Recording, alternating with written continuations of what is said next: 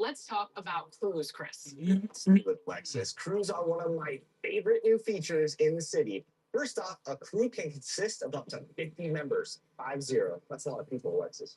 Level up your crew by completing weekly challenges, playing games, and by staying engaged in the city. An active crew is a successful crew. And it's all about success. You can progress by yourself, but playing games with your crew members as your teammates will progress you that much faster. And believe me, there are so many cool rewards as you level up, right, Alexis? Let's just say that there are cap breakers involved, Chris. You'll definitely want to get your hands on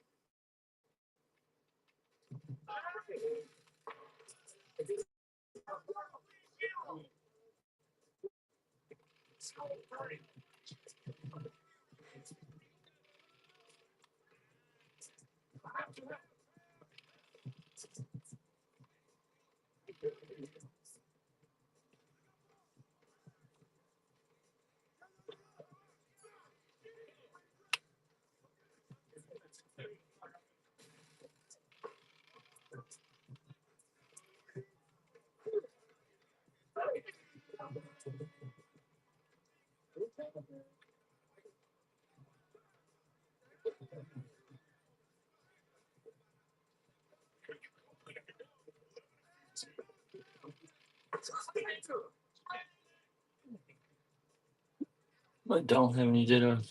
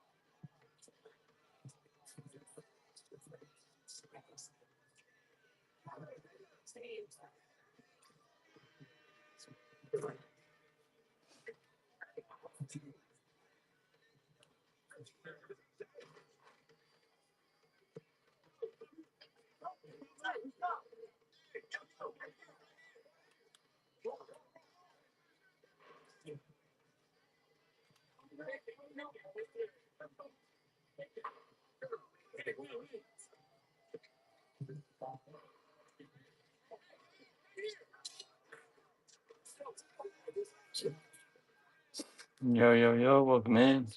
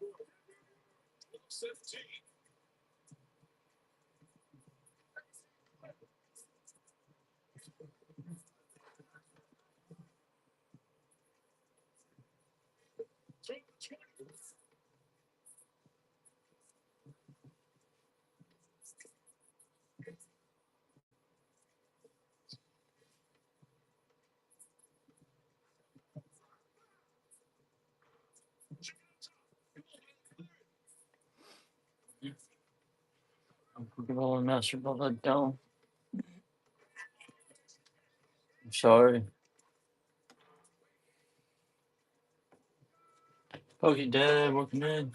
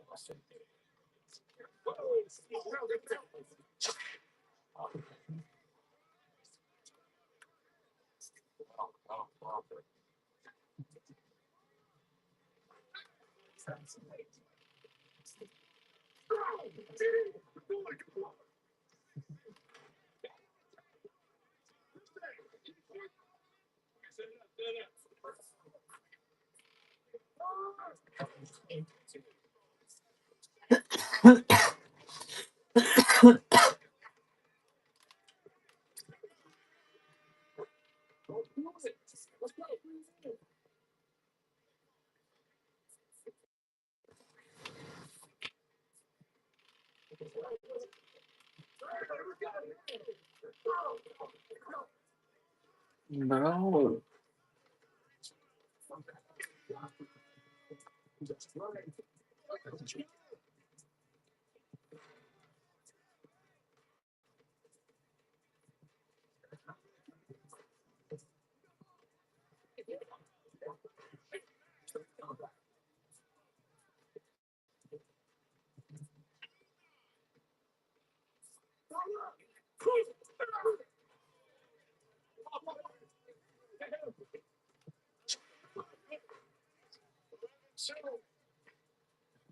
Actually, the dragon on second row. Oh, yeah, of course, no second.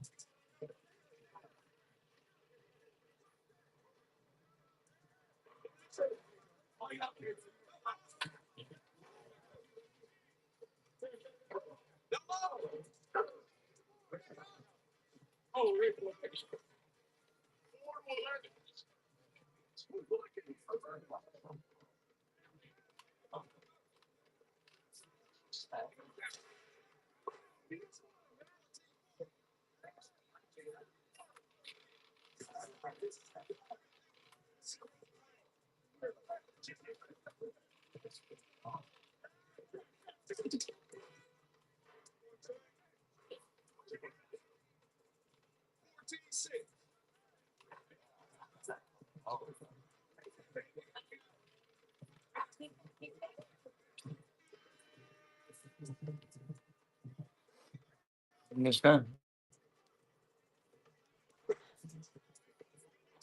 should be posted in the shop.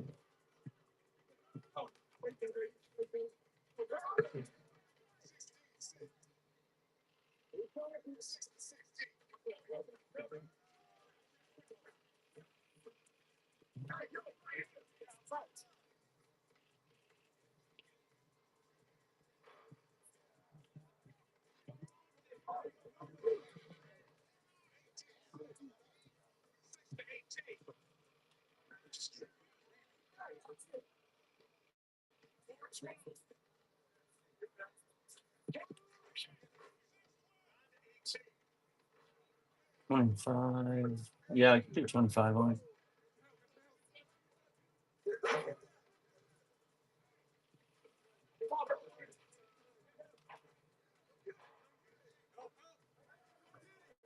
Got you. 1 second. Game's about to be over. I'm just playing games. My shit's super slow.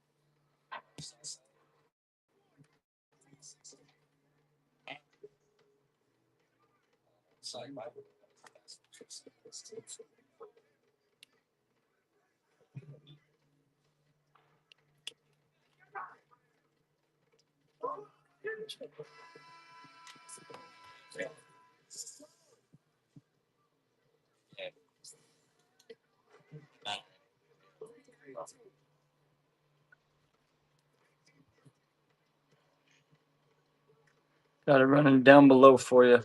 My bad. Of course. Thank you. I appreciate it. Sick ass Dragonite. Take care of it. This was literally mine from when I was a child.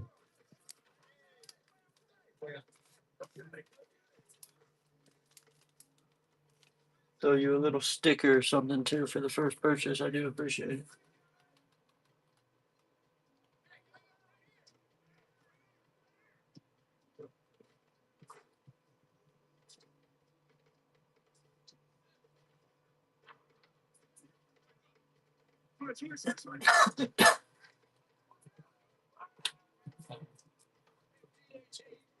Stretch that about it for the next 15 years. Let's go.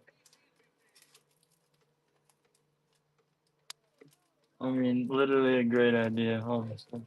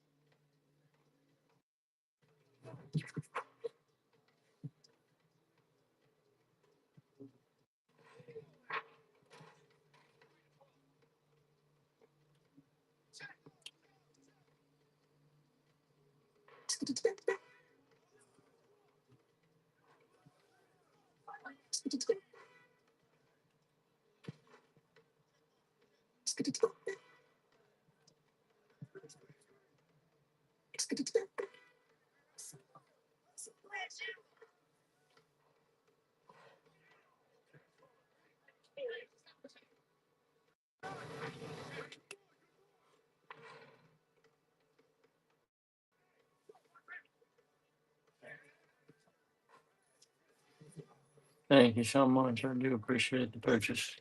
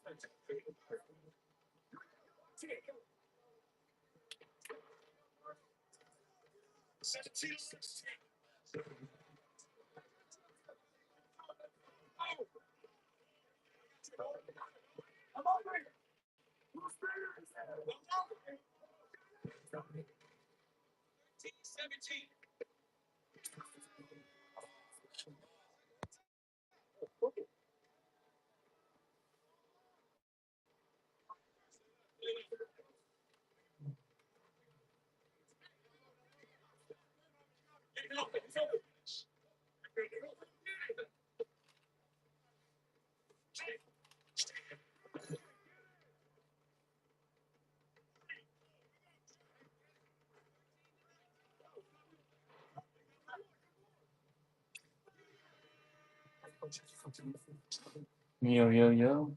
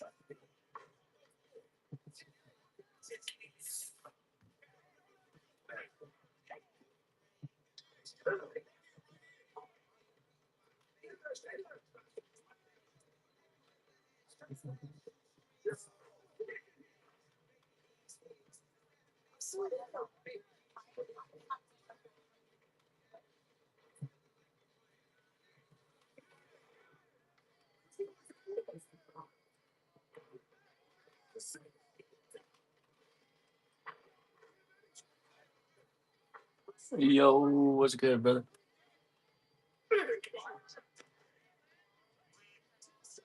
How we doing? How we doing, bro?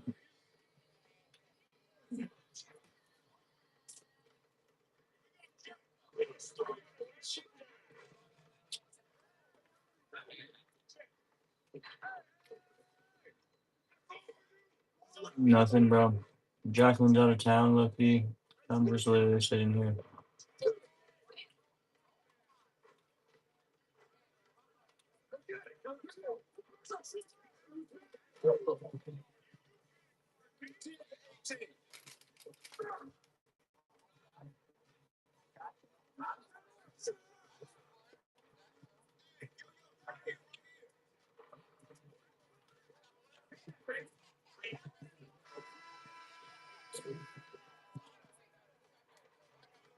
I don't know, bro.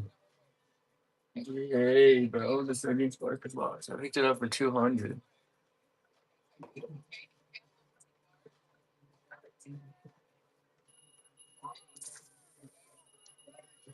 I don't know, bro. Probably like Sunday.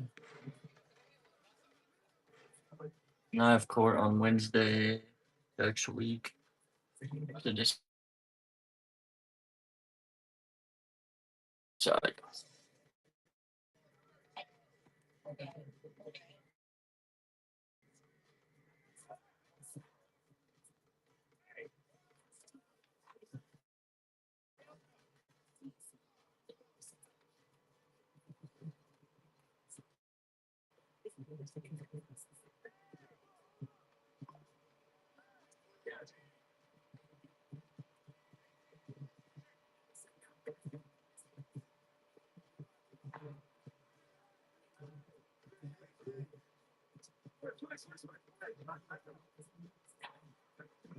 Yeah,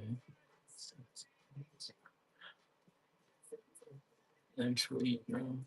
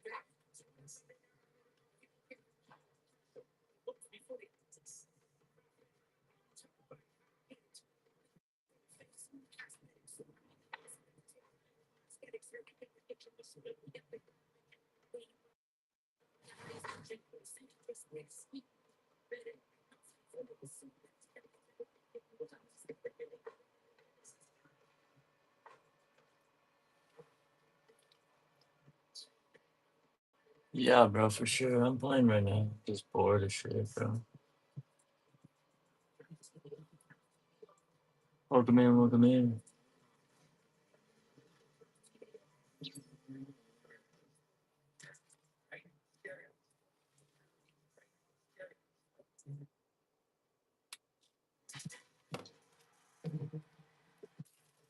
Welcome to a new episode of NBA 2K TV. The annual 2K TV Award comes out on June 19th. That's where we honor members of the 2K community for their accomplishments in 2K. I love it. There are 10.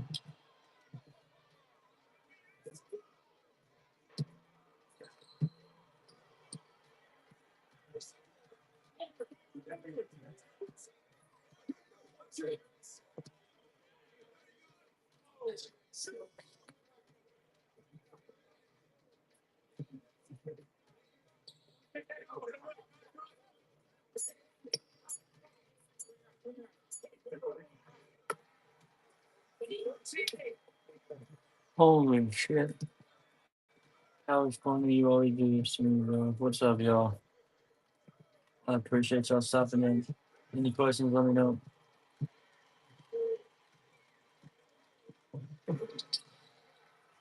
Any questions at all, let me know. Chat. Appreciate y'all stopping by. Flowers Corner, all love, dude.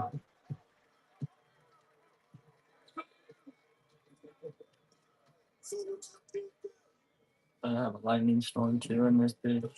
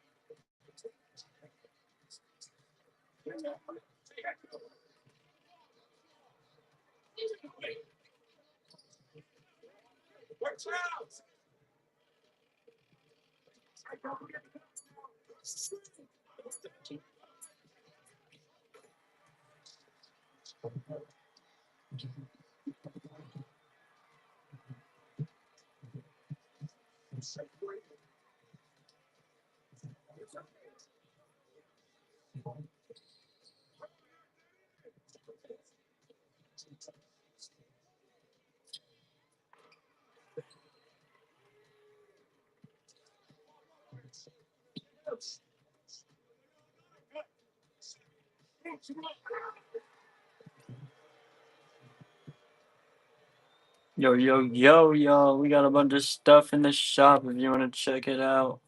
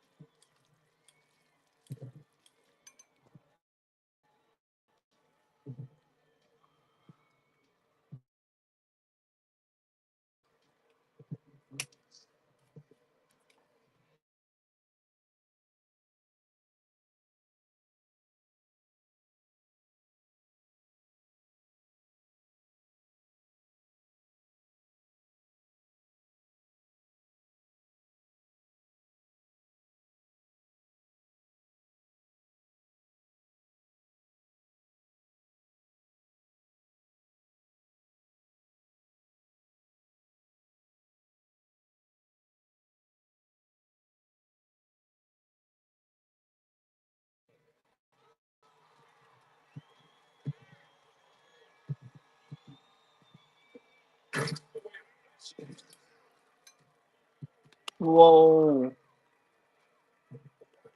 flashing lights, y'all. Yeah, it goes so bad.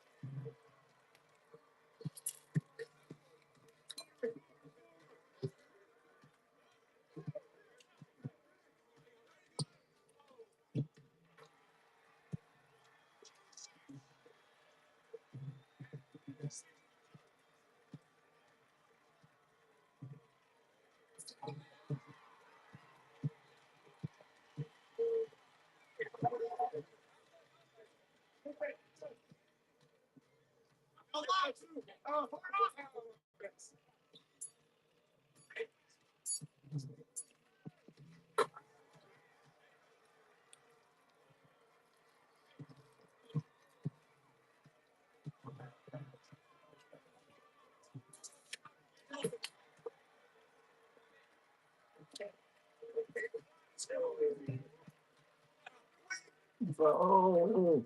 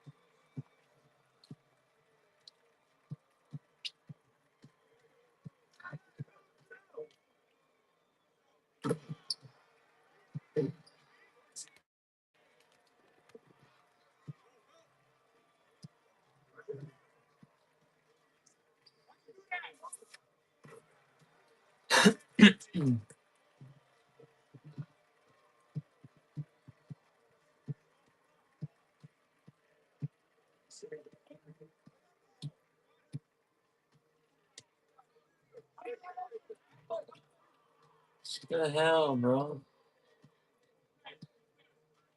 Sure, yeah, she knows how to do it again.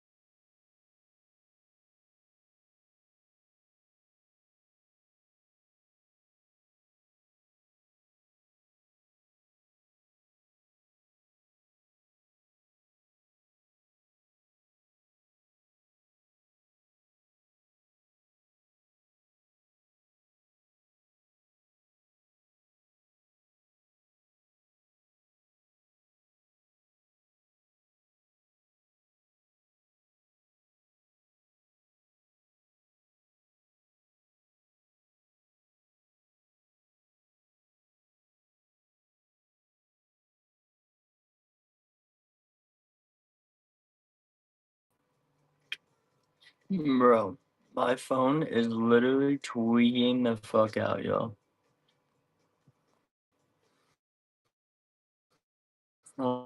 Like, holy shit. What is going on? Fucking fuck balls.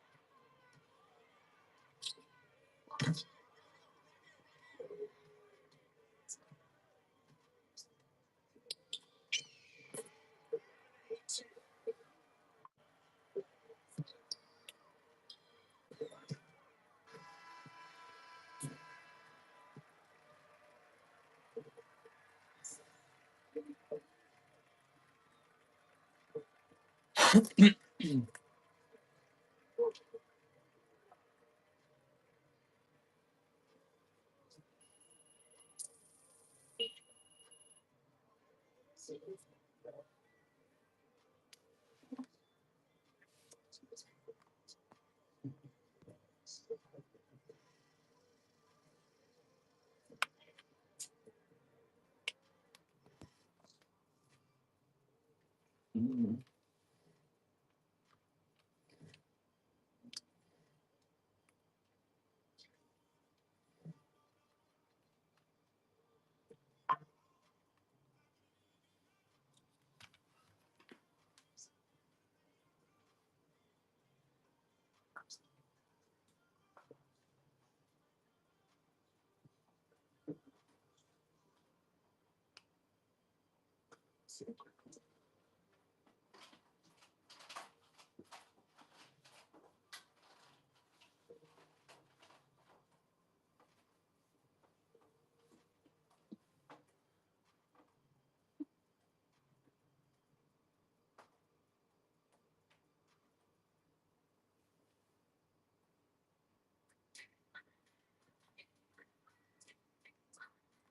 Yo, yo, yo, any questions, y'all? Please let me know.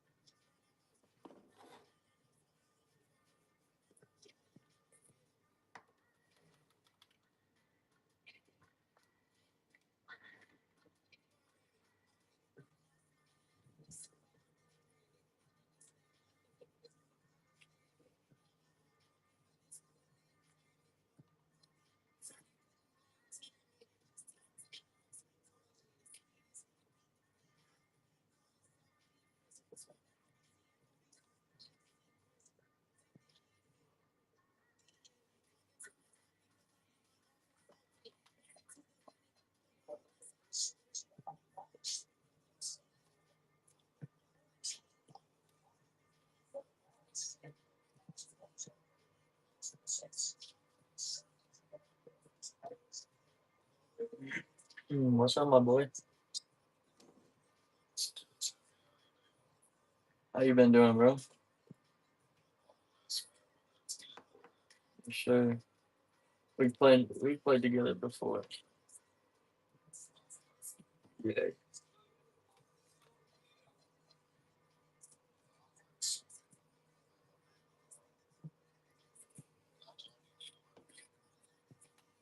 I feel it.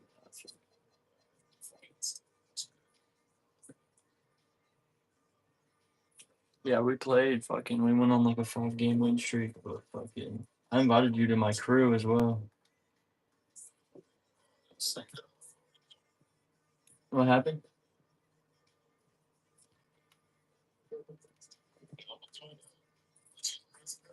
Yeah, I'm the president of the crew. Yeah. Yeah, I sent you an invite. It should be in your crew invitations.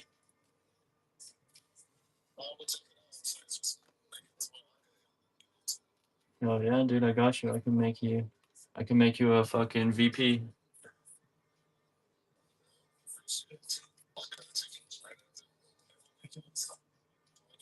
I got you, bro. Yeah, it says you're in the city on my friends list, so it's just crazy that I got you.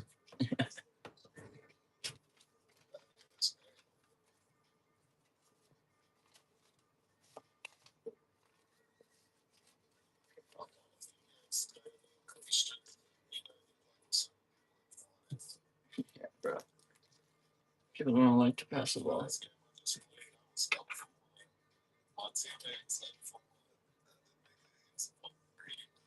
Shit.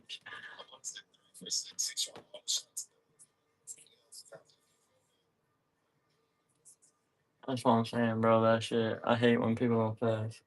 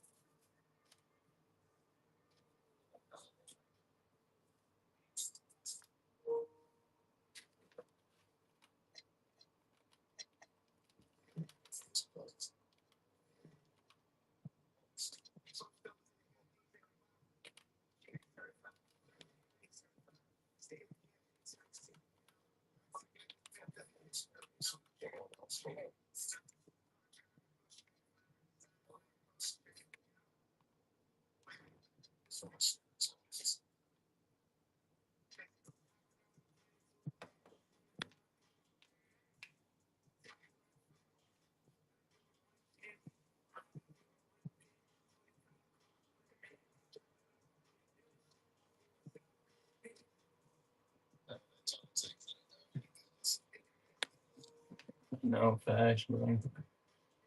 I hate this shit.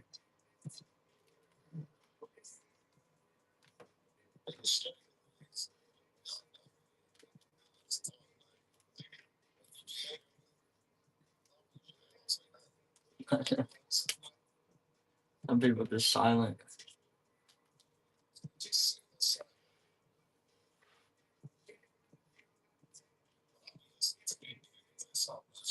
Yeah, bro, I'd be doing the same shit. So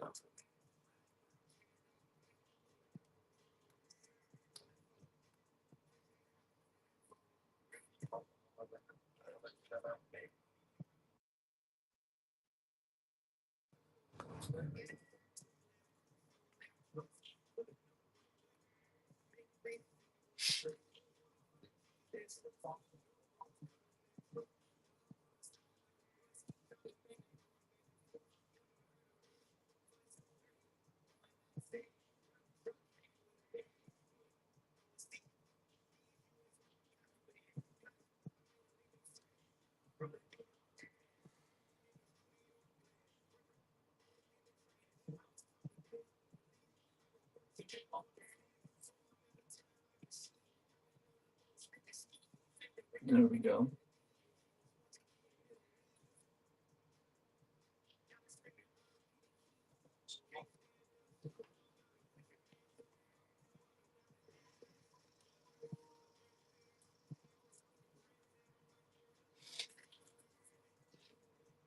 Welcome in, welcome in. Any questions, please let me know.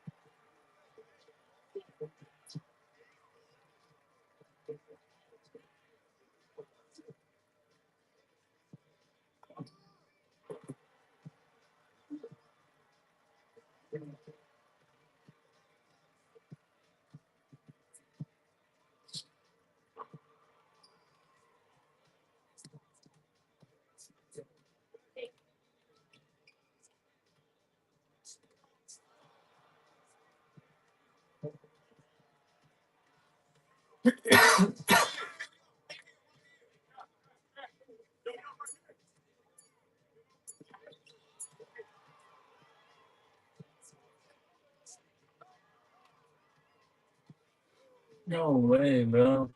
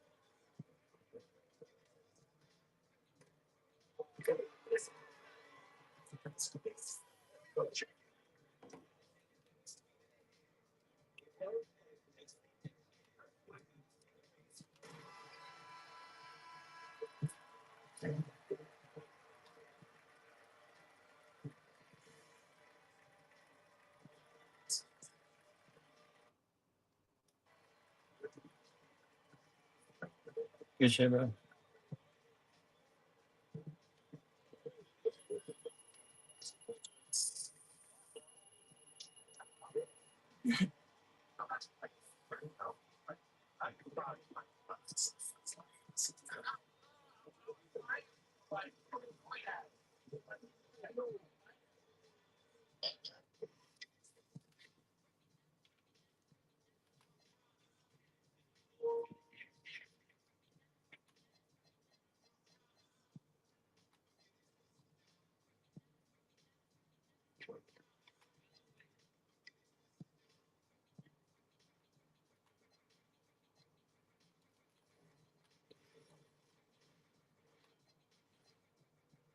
Yo. Yeah, I invite you to the crew too. So to be able to join it, you just press pause and go to crew and then down to invitations. Oh, you did that.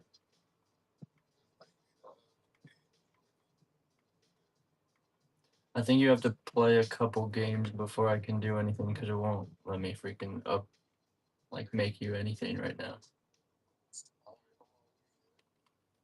Yeah.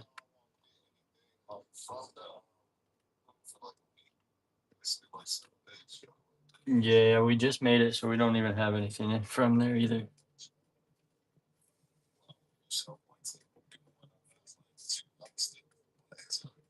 Hell yeah, that's what I'm saying, bro.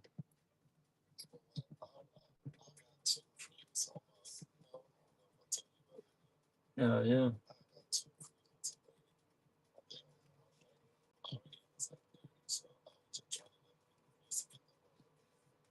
Hell yeah, dude. I appreciate it.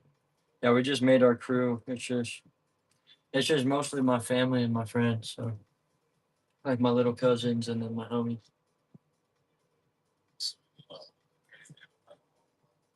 Yeah, exactly. Bro.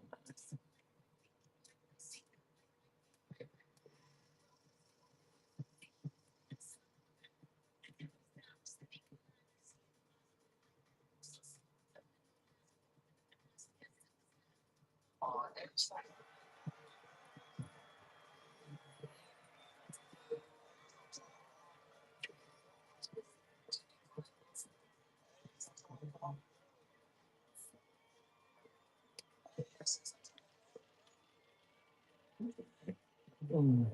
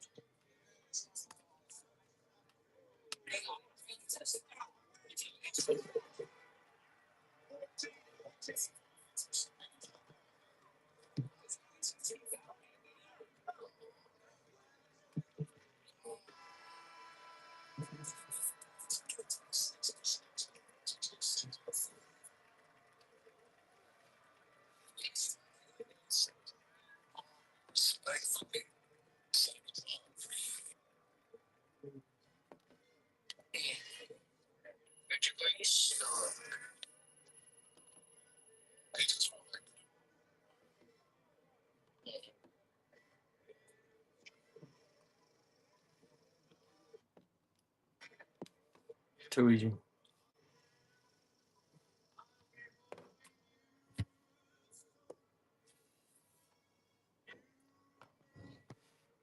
Too easy.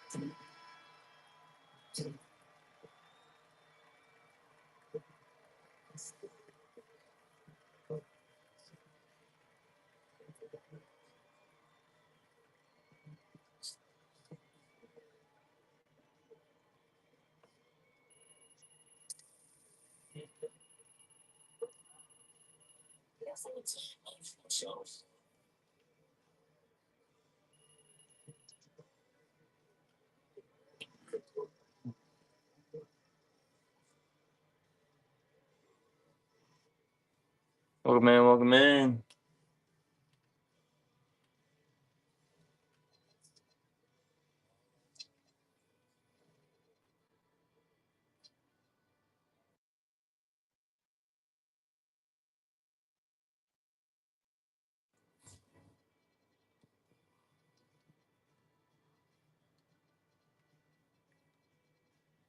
You have to get to, yeah, I was just looking, you have to get to 100 total CXP, which is crew XP. You have 30 right now. Once you have 100, I could promote you.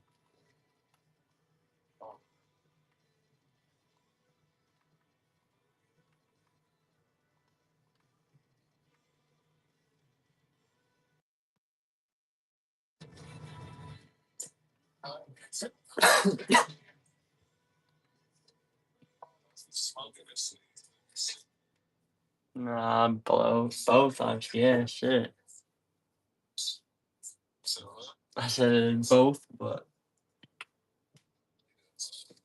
yeah, I smoked and then I sneezed.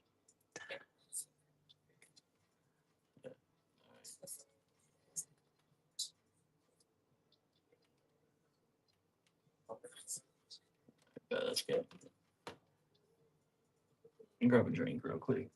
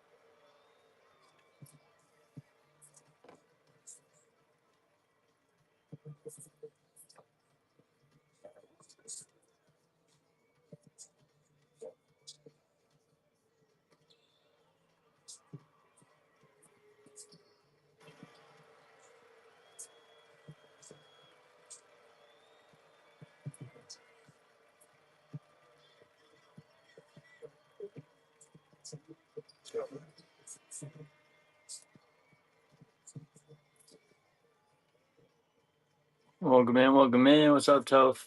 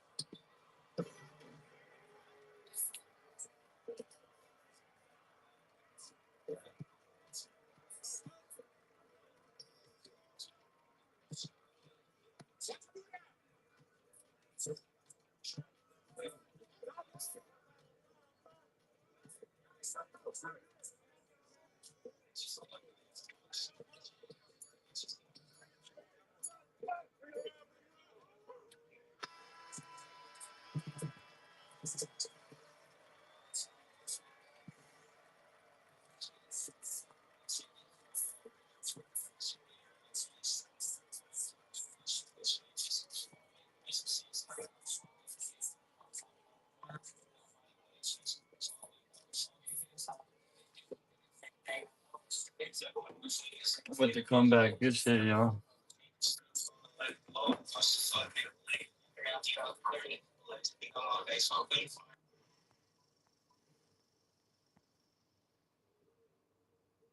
Fish at 2.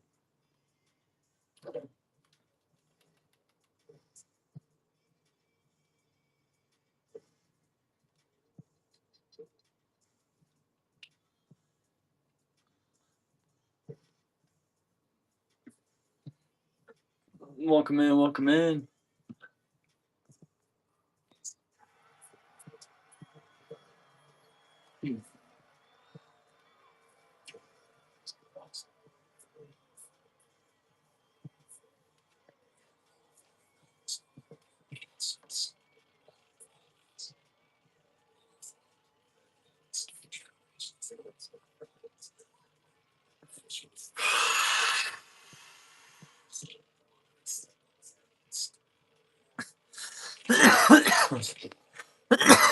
No meows.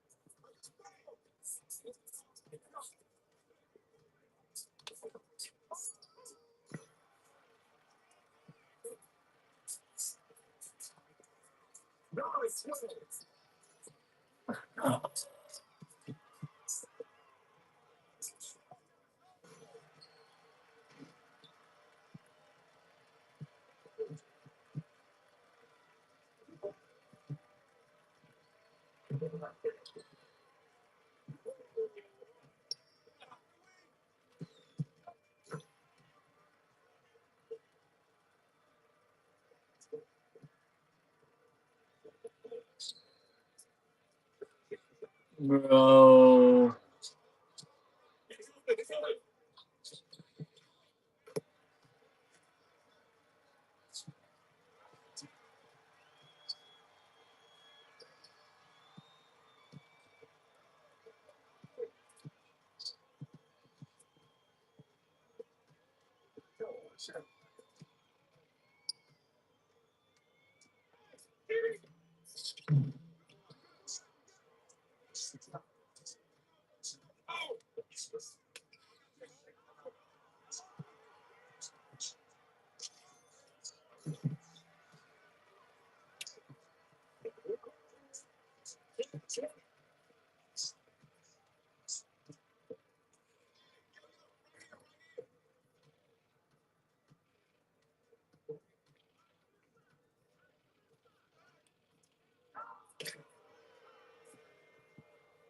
I want it for real, bro.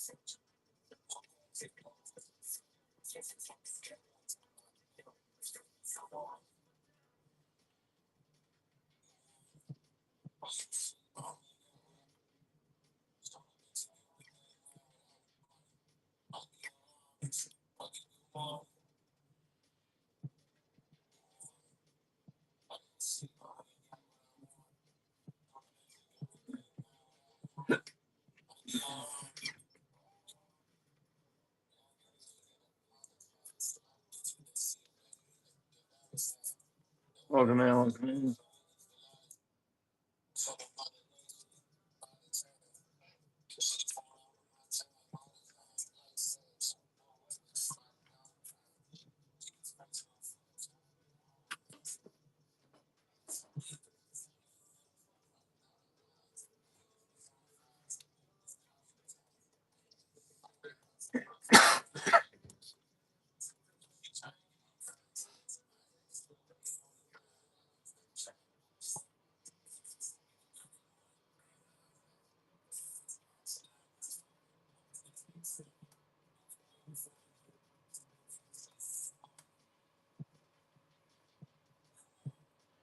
Fire and for mega promos. Let me see, bro. I probably could if you're bundling up.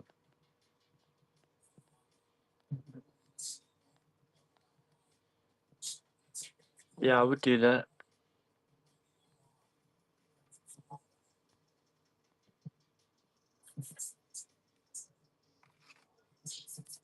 Oh, okay, bet. Yeah, no worries, no worries. My bad.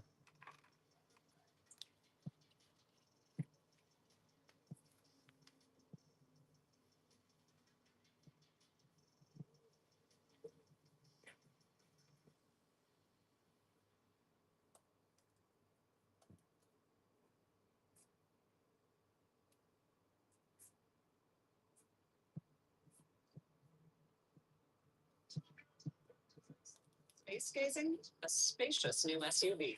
Rent from our newest fleet yet. Sustainability is built into the DNA of the National Western Summer Campus. We've built solar gardens on our campus, and through Excel's Solar Rewards community program, that energy is distributed to some of the most underserved residents. Excel has been a great partner in helping to envision what a new and innovative campus could really look like.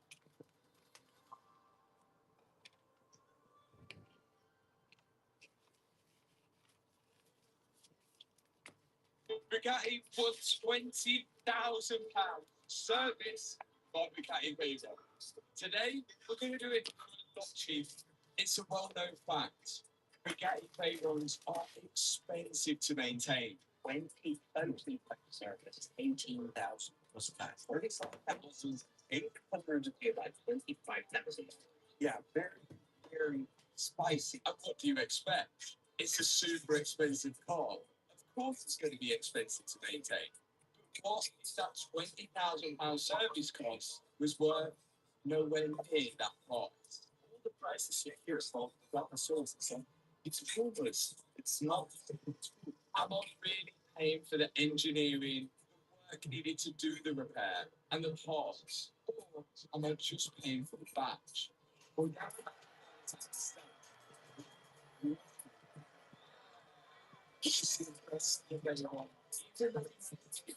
the last video, it still has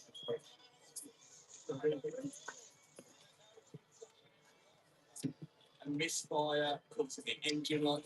Do it. I got you. Still have that transmission fault.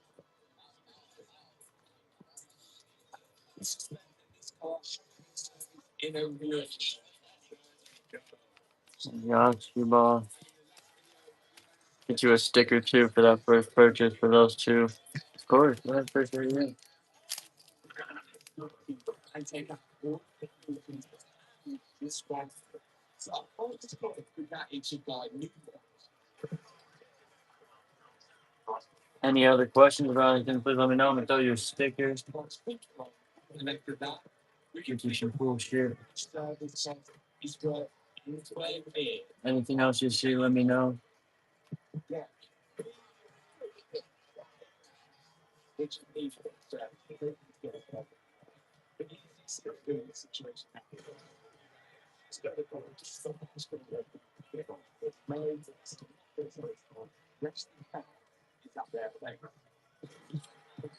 Like for Prizz ETV, I don't have a Prizz ETV. I only have White Flare, Ascended, and then Surgeon Spark, Booster Box, and Black Bull ETV, or Booster Box. Is contacts that we get in, especially for South Florida, and we put back instead of supporters. So we got isn't expensive. And they offer services.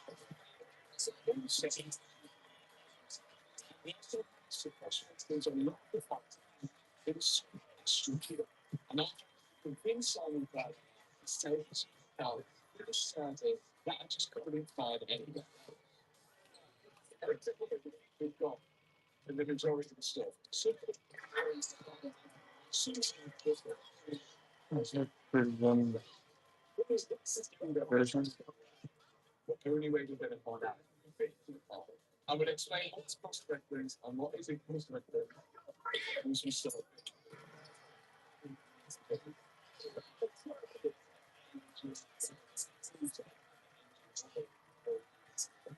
Yeah, you're good, man. So this is the oil. Simple.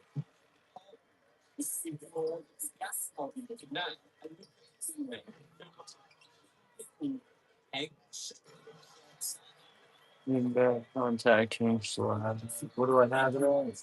I mean, if you bundle up, I can go lower. Basically, is what I like to do, but I'm down really for like if you want to shoot me an offer, I'm down for an offer. Yeah, it's just fees. So I price myself a little high just because of fees. I'm always open to offers. Though.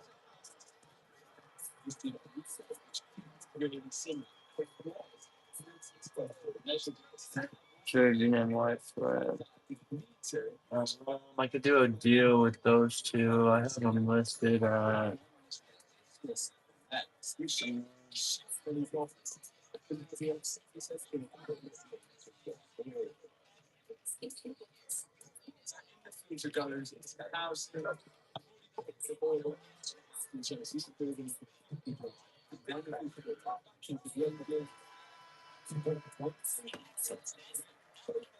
deal on that. I got you, bro. I got Surging Booster Box. Hold on, let me fucking get these annoying ass balls, bro. Alright, so I got Surging at 320, and I got White Flare at, I don't know why it's RTB, it's ETB at 142. Let me see, bro.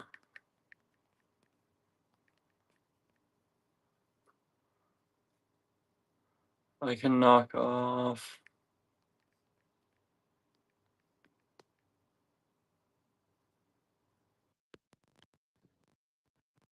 Would do, it would be 462, but I would do 440. So I knock off $22. And I'll hook you up with some freebies too for your first purchase.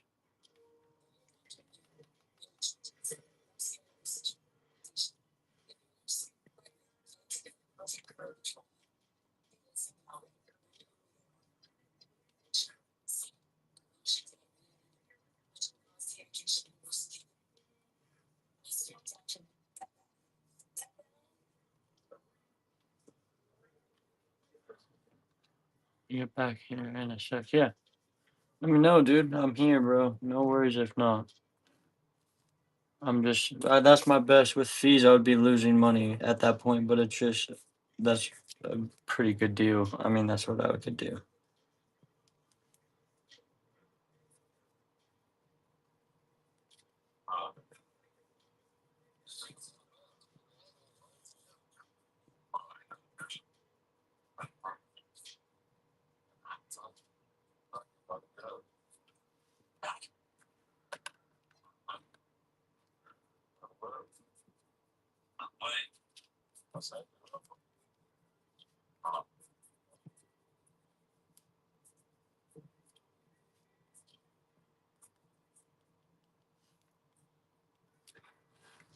I still likes to go quick, so let me know.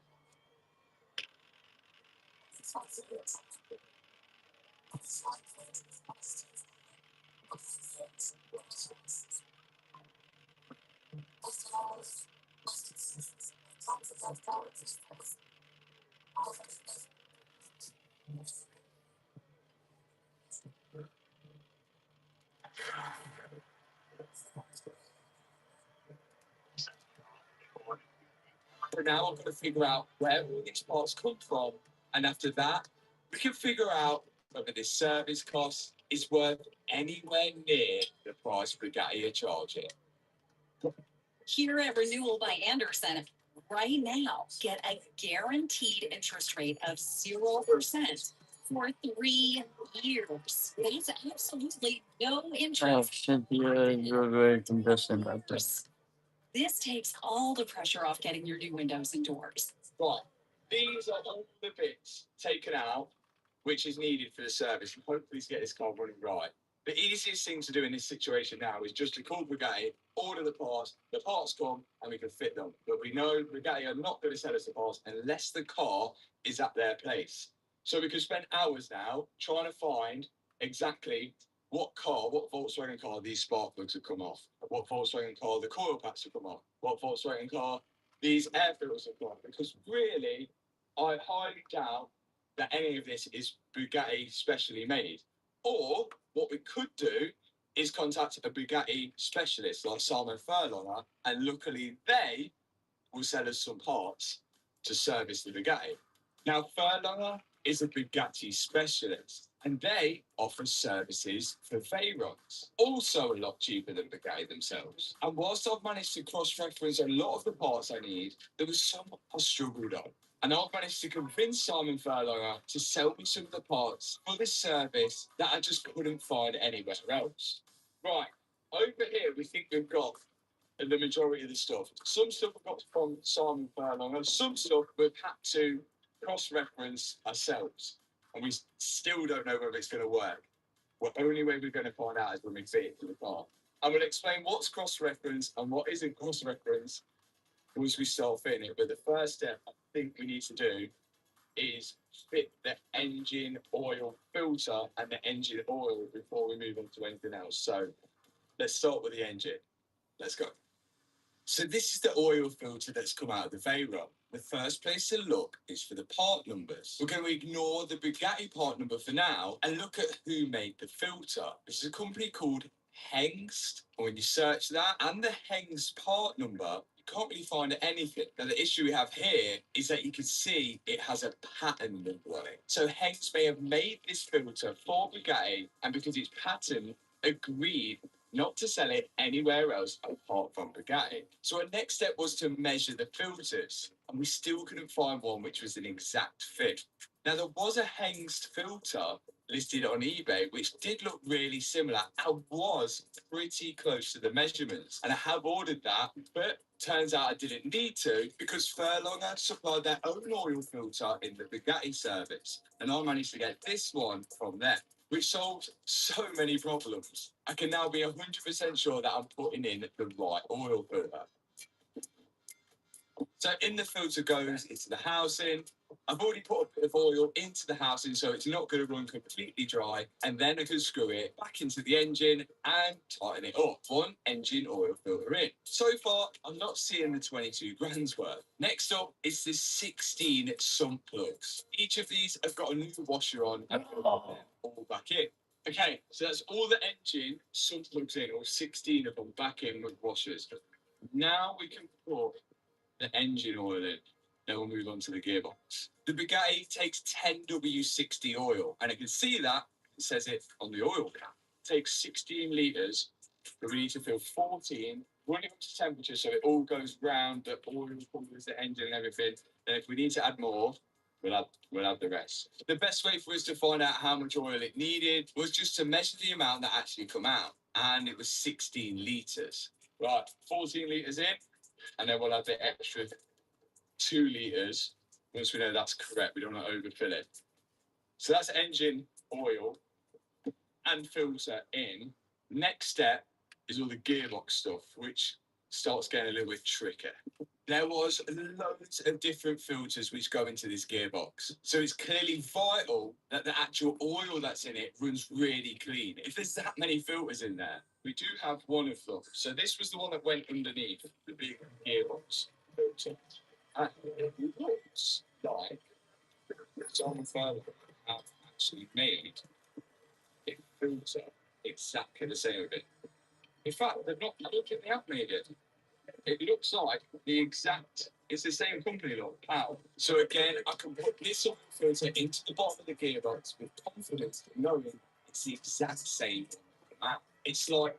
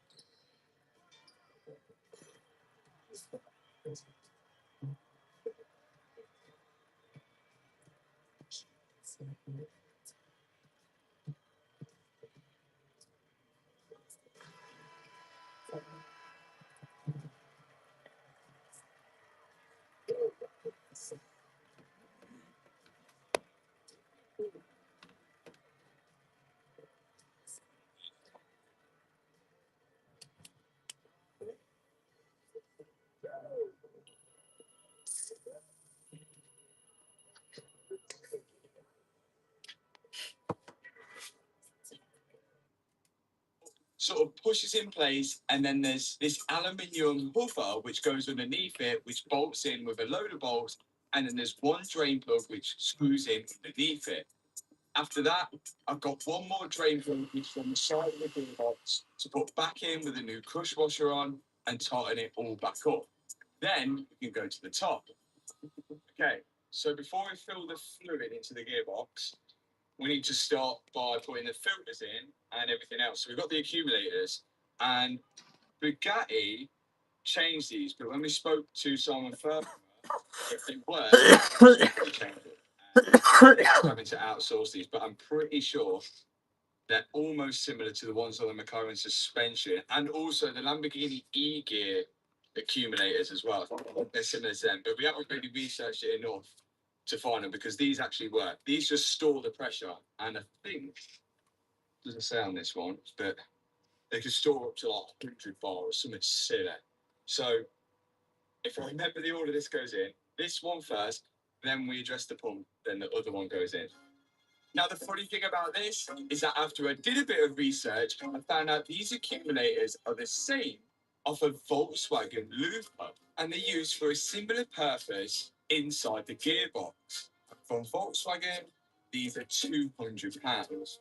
These accumulators are exactly the same as the ones that are in the Bugatti. Two accumulators were replaced $617 a piece times 2, $1,235. So it's safe to say, if I do ever need to change the accumulators, then I'm going to save a fair amount of money. Before we put the other accumulator in, this is where the whole thing starts. Here's the gearbox pump, and obviously we have the brake and the wire. We taped it up like temporarily to see if that would help, but it's still doing it, didn't help. So I'm trying to find these pumps everywhere because I know that Bugatti replace them every year for some unknown reason. I don't know why you would do that. And left it in the weak spot. Now, what I found here is that this pump is actually used in an Audi A6 all-road as well, for some part of the gearbox, but still it is £1,121, which is still a little expensive, but it does look exactly the same. Now, from Bugatti, these pumps are $3,610.59. So the A6 pump is still cheaper, but what I found better than that is that I could buy just the pump motor alone for €268. And for that price, I'm not touching it. Especially if I'm going to have to replace them each year. When it arrived, something did look a little different. Now looking at it, so that could be different. I have to switch over. And that's exactly what we have to do. I've got a deepening tool into the original wheel. I can push that in and deepen these wires from it, doing the exact same on the new pump that just bought. And luckily, both of them and each motor the same. So I should just be able to push the pins in the new motor straight into the old. If that makes sense. Once the pins are pushed in, I can then lock them in and just pin clip, and that sorted. That should work now. We now need the hydraulic part to go on top. So remember, it's that way round. We just need to switch that onto there. There's only 2 bolts holding the motor to the actual hydraulic pump. It's part.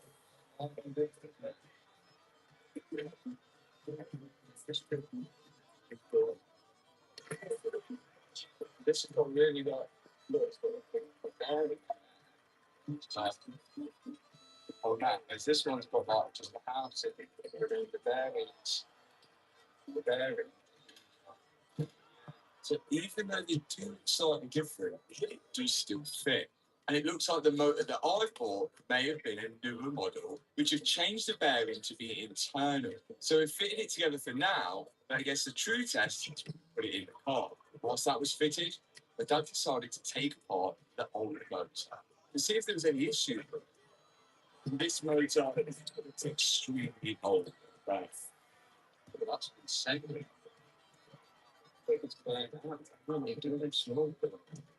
Yeah. Right. Connect to us the pressure point to the motor, tighten that up, and then slide the motor with the pump attached now into its position on top of the gearbox tank. Once that's in place, inside the turn line, and then finally connect up the motor and tighten it all down to the top of the tank.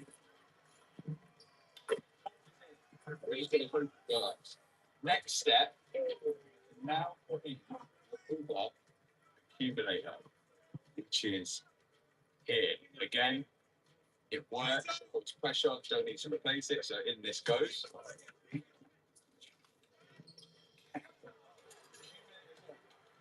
Now the next thing that we fit are the filters, and those filters really help even solid further. Actually does this top surface, doesn't replace these filters. So these are the old filters that come out, but because they're metal, there's probably a company that would make these. But actually trying to find, again, it's this power filter, which is all going to be patented to create these type of filters, because you can't find another gearbox which uses the same tank or anything like that. So it's going to be really hard to cross reference any of these. But because they are metal, we've been told to ultrasonic clean, which is like for cleaning jewelry and metal parts. All of these are going to come. We've actually ordered one, but it's not come yet. But just the guy, we've got them. So that's where these filters are going to go for now. Machine shop. We're going to see if it's in. It's orange tools. It's ultrasonic cleaner, 3 more precise. When you put it out, it's Shit, how y'all feel right now? £30. They're not that bad. I feel That's all pretty fucking bad, bro. it goes in a cleaner. I'll just hop off 2K, bro. Until the dirt is coming off the filters. Leave the filters in for a while, then it's ready to pull them out. Don't say nothing, That's pussy. done on the gearbox filters. All done. Thanks to Bob at the machine shop. Get back. Before any of the engineer gets in them. And back on the gearbox filters. All it's left to do now is start to fit them all. I'm, of course, hoping that after doing all of this service, our misfire that we've got, especially on cold start, disappears. And also the fault with the gearbox disappears as well, which we did get running. But the issue with that is that the pump seemed to stick on sometimes and over-pressurize the system. I know from Mark McCann's video that he cleaned out the pressure relief valve on his to see if that was the issue. And that would definitely be the plan of once I've done this service. But first, I want to narrow down everything else on this gearbox and make sure all our parts actually work. And it's time for the final filter now to go in the gearbox tank, slide in, all the bolts go in, tighten them all down, and then it's time for the gearbox oil. 14 litres. Well, it takes 18 litres of oil. We've got 14 because 14 come out. 14's going back in. This is what's going in. DCTF. It is for dual clutch transmission, wet clutches. This is what we found works. Well, apparently works. So let's pour it in. Hope it's actually an easy job. In goes 14 litres of the transmission fluid, which you've got to make sure is 100% spotless. Right. I think that's 14 litres in. We have got a dipstick, so I can check it, but I think when we run the car, it will circulate more, so this is probably going to think it's overfull. Yeah, like massively overfull at the minute. But we know 14 litres come out, because that's what we measured. I think once we start it, it will circulate around, and we might need to add more. But that is in. I hope that works. What we could do now is Welcome in. get the battery up and see if that pump pumps before we continue doing anything else. Or we just put everything together and then just commit to it at the end. Depends. What do you think should do then? Hands up. Commit to it. Yeah. Putting the whole thing together. Right. Okay, so we're putting the whole thing together, then we're going to find out whether it works. In that case, let's move on to the Howdex, which is underneath the car.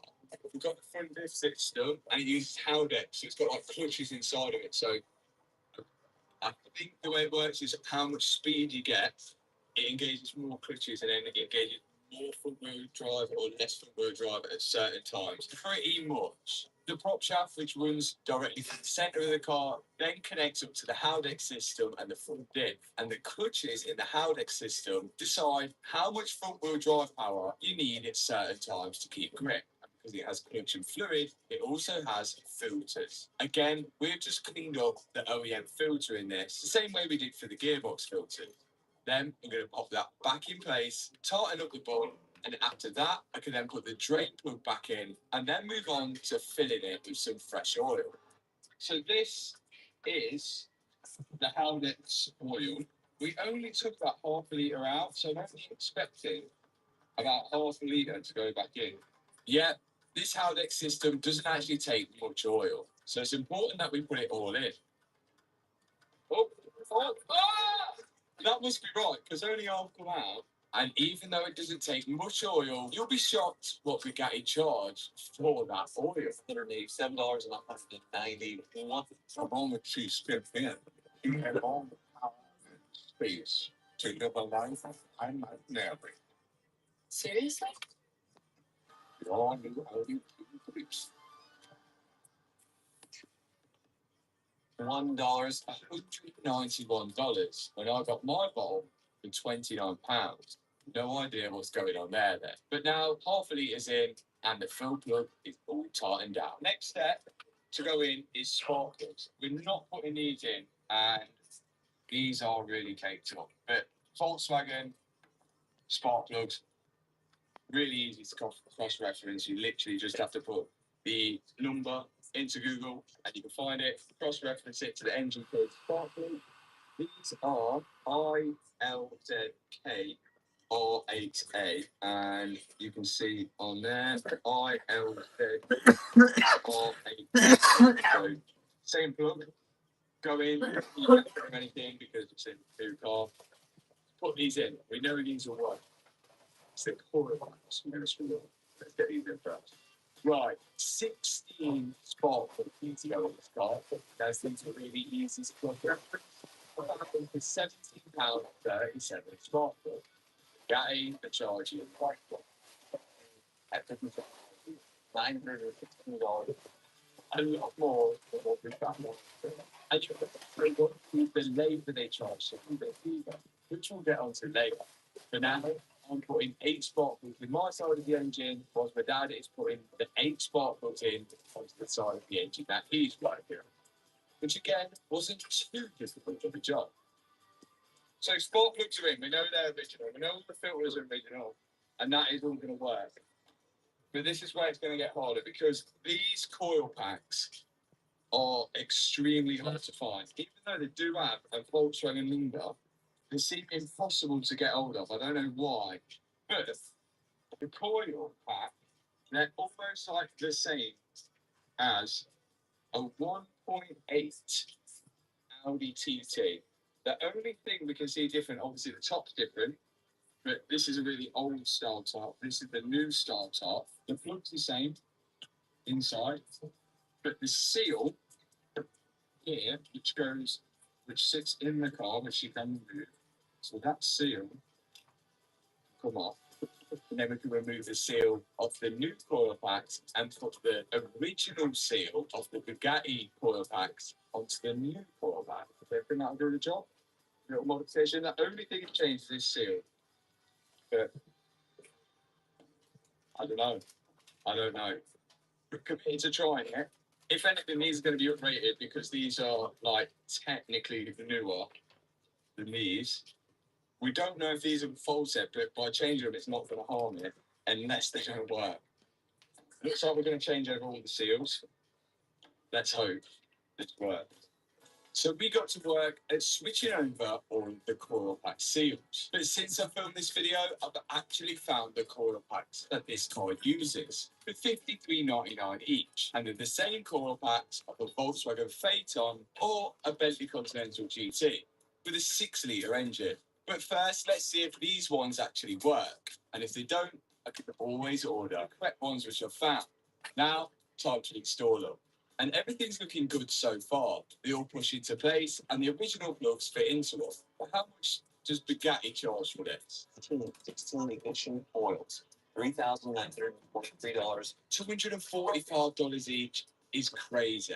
And the labor to fit it all, 23.5 hours. That's $6,627 just for the labor. 23.5 hours to do this. Yes, we already have the car stripped apart, but I feel like we'd have to be working in slow motion to make this job 23.5 hours. Okay, spark plugs in, oil packs in, gearbox pump, gearbox fluid, everything is in. I've not put the air filters in just yet because the engine No, block's got don't. the air filters, and this car is going to the ice blasters to make it nice and clean, get all this crud off before we find out if it's worked or not.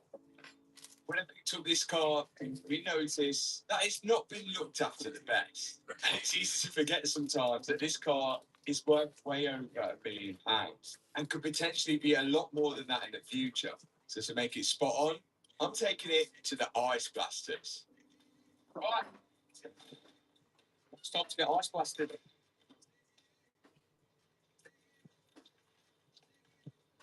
Let's go. So the ice blasters use dry ice to freeze the dirt that's on the car, then hit it off with ice as well. There's a more technical explanation, which the guys will explain on the video that they built, which I'll put a link in the description for. And you can also book your car in with them as well. But the good thing about this Bugatti is when you do put the VIN into car vertical, the check comes fully clear. There's no outstanding finance, it's never been stolen, and there's no records of it ever being damaged. I can see the full mileage history of this car, and I can see that since 2023, it's barely moved. On top of that, I can see the full timeline of the car. And this car got imported from Dubai. And I can see that it came to the UK in 2018. I can then also see every time it's had a number plate change or ownership change. So the car's all done. It's looking nice, fresh once again, back to how it should be. So it's back over to Matt. Now, if you did check a car out on Car Vertical and it wasn't an accident, then it's likely to show you photos of when the car was damaged and auctioned off at the car crash auction site. So keep that in mind. For now, the Bugatti is back in the workshop. And the Veyron is back from the ice blasters and it's looking so clean. Like everything's like back fresh. I did say I want to bring it back so they can coat it with like a protective material as well, so it prevents it from getting all dirty again. I've just noticed all the suspension on. Look how shiny they are. That is mega. And remember, if you want to set your car out in Car Vertical, you can do with the link in the description box below, and I put a discount code which is on the screen right now. So make sure you're checking your car out before you buy it. Right, it's a big moment now. We're about to find out whether all our service kit is actually worked. First thing we're going to do is see if the gearbox pump puts pressure. And I've got to connect the jumper pack on because it seems like our battery's got a little low. Ready? The pump come on. Pump's pumped it. And cut out. But then it come back on again, which isn't a good sign. Should only come on Yo. pressure. What's up, yo? Coming back on. Well, yeah, the only reason they keep pumping is if it didn't have enough pressure. The only way I can find out is plugging the oil down. Maybe there's a fluid leak or a pressure leak somewhere. Yeah, let's keep the oil and see what pressure is. The oil tell's now going to tell me how much pressure is built up in the gearbox. So it's only a 2 bar of pressure, which is effectively nothing. It's only a 2 bar, which is not good to ship. So if I'll try and ship.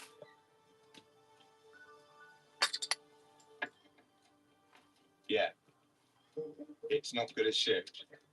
The only thing I think is to try and start it, and if it pumps some fluid out, then the only other thing we could have done is wired the pump the wrong way around.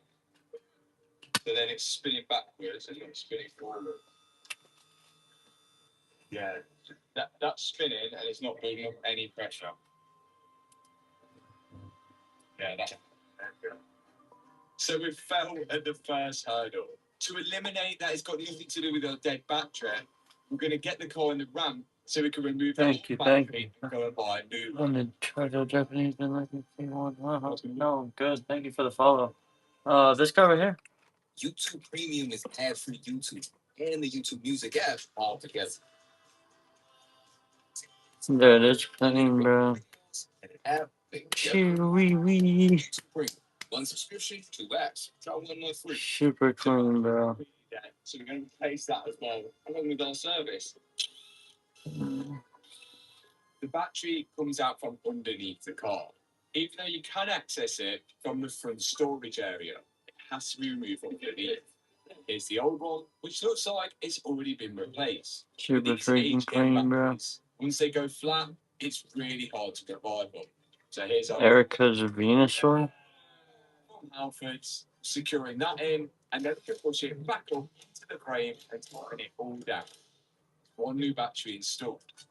We're going to see one when we move some gearbox pressure, 2 when it actually starts up, 3 when the service pack works, 3 when the coil packs and everything work. It is a huge moment. I'm just going to start it and then try it. Let's see.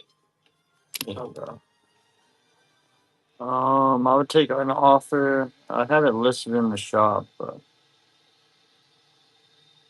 just fees kill me, bro. I would do. I mean, I have it here, so That sounded well smooth. let's see. That sounded way smoother. See if it goes into neutral. No. We need to get that first start. No. It's a little bit of false hope.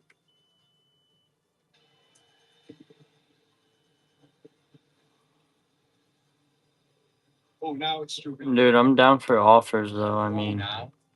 I would do 440 right now. And the engine light was flashing. Knock off $20. A couple of cylinders. That was not good. Every light was on the dash end. And on top of that, after I scanned the car with the auto, we were still getting multiple cylinder misfires. Maybe those coil packs didn't work after all. Throw you some freebies for the first purchase and shit. I think we changed the coils back to the other ones, try that, and then And a try sticker, whatever way you want, round. bro. Let's try it. Red's going on to the left, and so brown's going to the red, and black's going to that one. So let's send 12 volts to that and see if pressure comes out of there, or is it going to stop coming out of that one? There's potential that we've wired the pump the wrong way round. And if that is the case, then it would mean that the pump is spinning the other way round, causing it not to build pressure. So what we're doing now is I'm going to connect it back up to the car, activate it, and see which way the pressure is coming out. No, wrong way. I'll do 440, bro, right now. It's sucking there and blowing there. So these are the wrong way around. Knock off $20. I mean, that's a lot. After fees, I'm losing money, sadly. Needs to go the way round. Let's do Shoot you a follow back, too, honestly. Okay.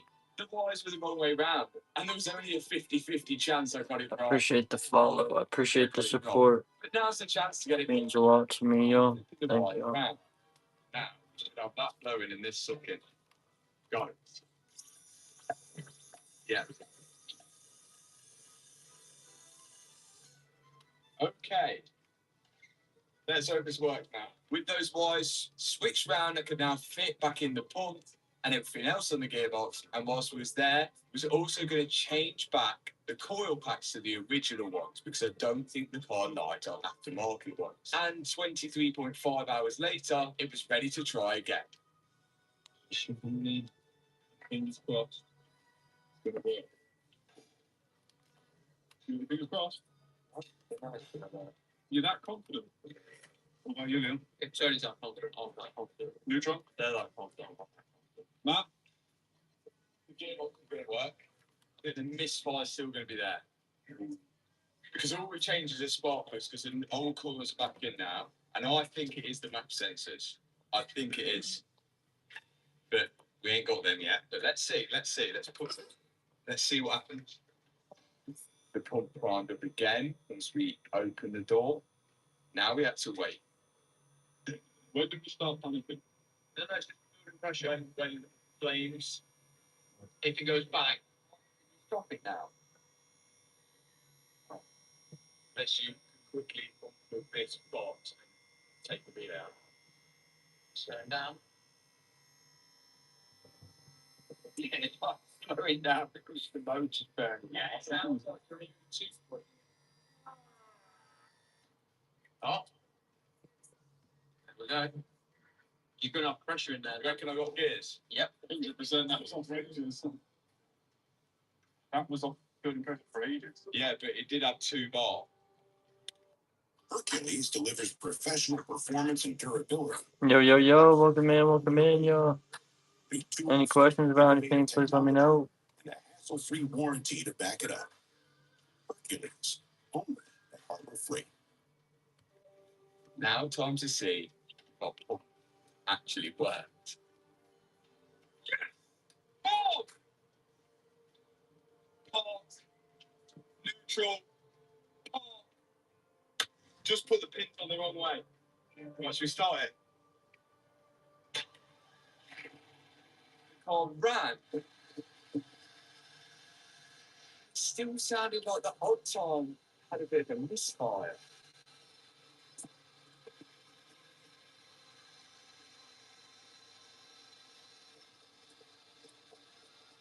You know what?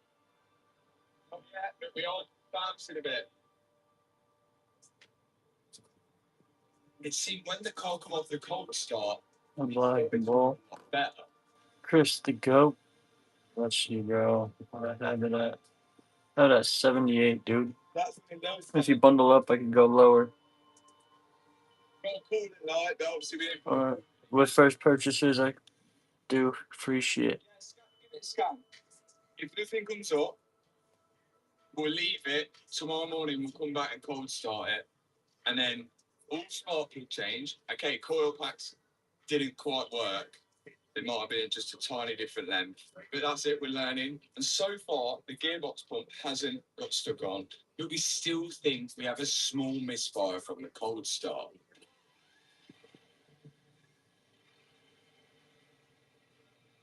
But it seems fine once it's warm. What do you think?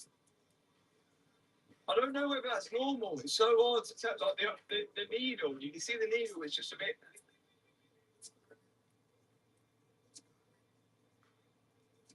It drops every so often. It's like a little, like yeah, it has a little pop now and again. Yeah, yeah. Oh, it's even pop. And the thing is, when we scan the codes, it doesn't have any faults on the engine. Let's go out to sleep. See you in the morning. Good morning. The moment of truth whether we're taking it apart again or we're happy with it how it runs. But let's see if it runs lumpy or not. Good start. That was quick. This is legit cold start from the very first start of the day. Come on.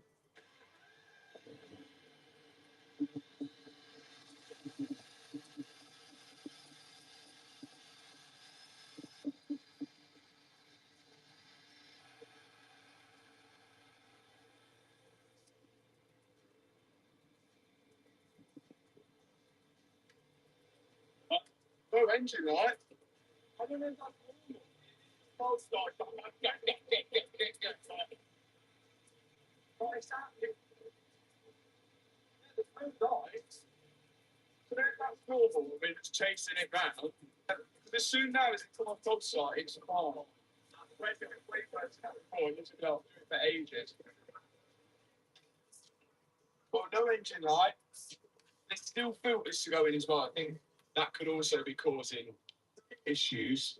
But I don't want to put it in without doing the maths. I think I should definitely do the maths sense just to eliminate everything. According to the car, that's normal. Because if it wasn't normal, it would flag an engine light on the dash. And it's not.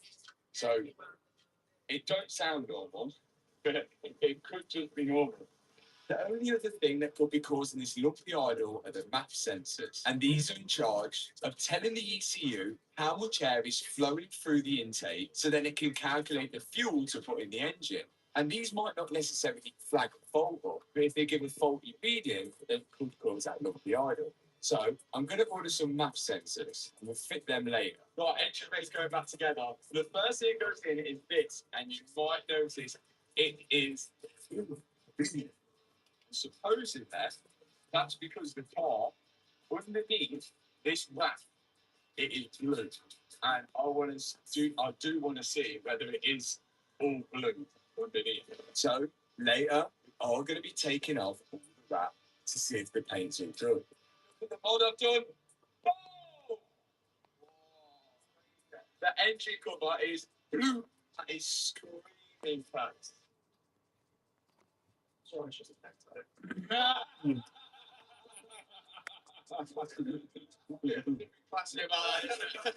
Maybe I'm not your usual Bugatti owner.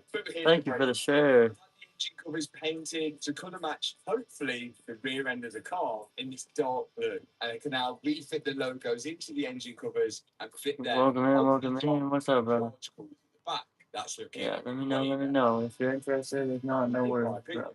Now, all the air filter housing. Welcome in. Thank you for joining to the This list. just bolts down each side, and then Hope you guys are having a good day. which moves through it. Hence why we have to drain some of the cooling to do all the spark plugs and coiling. Awesome. That is looking sexy. It's really nice. It's going to look even better before Well, I don't have the Surgeon Sparks ETP. It would be a Surgeon Sparks booster box. But the booster box is not 160. It's like 290, bro. Now it's time to make it this time out. We still got no other good drive, okay, until we drive it. We don't I was giving you a pretty good deal, man. then the air filters to make it show you as well. It's 36 packs in here. No, it's 36 packs Then take it off the back. of Surgeon Sparks, and then you said white flare, which I said 142, and then I have this at 320. But if you bundle up, I could go lower. You know what I mean? And these are selling for well over 1,500. Which I had it at. What was it? Let me see, bro. It was 462, and I said 440. It's not a full respray. I look at it. Yeah. It costs way over £15,000. So far, so big. Yeah, bro. I said, it's like, that's like, I mean, after fees, I'm losing money, bro, for sure. Things are they're out at the door. There's Surgeon Sparks and white flare ETB for you, bro, for 440. And I would eat a lot of the shipping, bro. So I would do shipping like, let me see what I do shipping right here, bro. Let me see. Shipping right here. So it would only be the price for the ETB. I would eat the price for the booster box.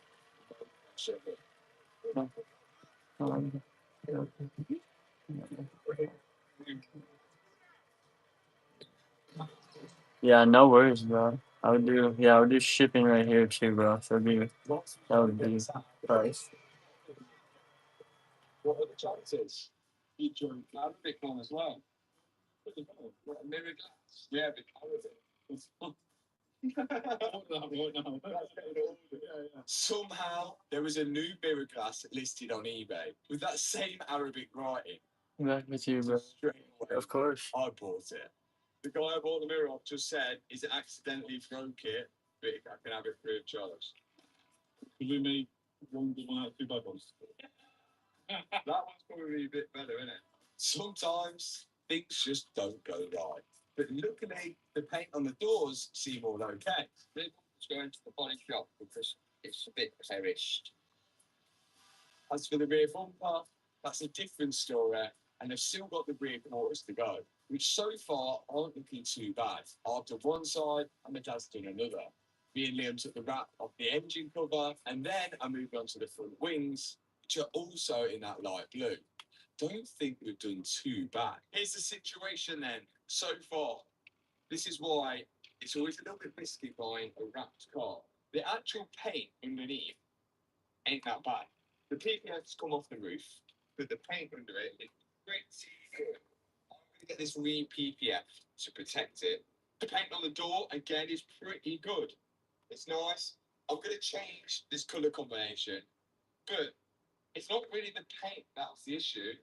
It is the wrap. I think this car's been wrapped so many times that you can see there's like adhesive still stuck in all these places in there, and we tried everything to get it off. Like we tried absolutely everything to get it off. But I think literally the adhesive's melted into the lacquer, and it's on like so many panels. Like on here, there's like still little bits of adhesive off there. We tried absolutely everything. Adhesive remover. We've got white spirit. We've got petrol. We've got thinners. We've got everything on it, and it's still we've got steamer. We can't even get that off. So what we're gonna do, definitely with the front bumper, that's gonna go to the body shop, and that may have to have a bit of paint or some lacquer. Again, with a few other bits before we start customizing and changing the colour. There's a last bit of wrap to come off, and it's underneath the wing. So I've got to lift the wing up to get to that if we're going to unbolt it or anything. To do that, I'm going to start it. And the good news about starting it is that MAF sensors have arrived. So hopefully this will solve the running issue completely, although it does seem to run pretty good now. When we put the new MAFs in, we can also put the air filters in as well, and that'll finish the full service. So let me show you guys the MAFs, put them in, start it, wing up, hopefully it runs good. Let's see. Okay. Here are the MAF sensors, pretty similar. We've noticed that there is 2 extra little pins in there, extra little pins, which these ones don't have, but they still look longer, don't they? Yeah. Still longer. Maybe they're not the right ones. They've been scammed twice. But we've ordered the same ones twice, and the same things have come with the same part number. But they're definitely longer, aren't they? Mm-hmm.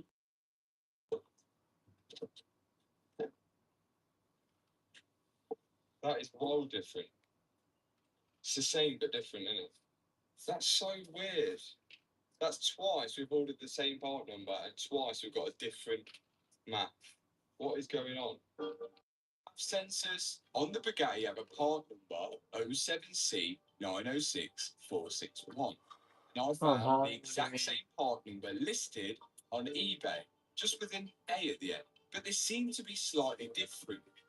Before we send back, Just have it listed, bro. I'm taking offers. Again, if the actual Just found it in my collection. housing works, then we'll take it. Pretty sure market's at 180, so so high is crazy. In the middle, but we can get that bar that fits in here and make a little screwdriver out of it. What we're gonna do, I'll put these in, see how it runs with this in. It is always worth a try before we send these back. The actual MAF sensor could be exactly the same and work properly. It's just the housing. Position right now, bro. But it's hollow. Switch over the sensor into the housing on the original. It's like 180, bro. Let's see how that runs. If that works, we'll take the actual sensor out and put them into the original. Hear me? Got this to get the wing up and also for the car to run good. Here we go. Man, looks pretty fucking beautiful to me, man. Stupid. Say LP because it's a 30-year-old car, dude. Pretty crazy. Rising singles, I don't. I'm sorry about that, bro. 100% That's the best console. Not brand new. Yeah, that was the best cold start. It looks like these MAF sensors are actually working and have cured that lumpy idle. So there's only one job left to do now to get it running 100%. And I was making a small slit in the security keys so we could use a flathead screwdriver and remove the MAF sensors out of these housings and putting them in to the Bugatti housings. Once I've done this, hopefully the Bugatti will be running up, no lumpy idle, and as smooth as it should be. This is getting me super excited now. We may have just cracked it all. Set in, we're looking good. The next step, look what we have. I want you guys to decide, or figure out where they've come from. What car? Think your guesses in the comment section. I don't below. care. Look at it. You're talking shit, dude. Not my fault. They fit lovely, don't I'll they? sell it Oh, it fits. to somebody There's one else, thing- bro. I don't Right, care. so there's one thing that I've noticed, and you guys might have noticed as well, is that these are lovely in blue, but these are offending me.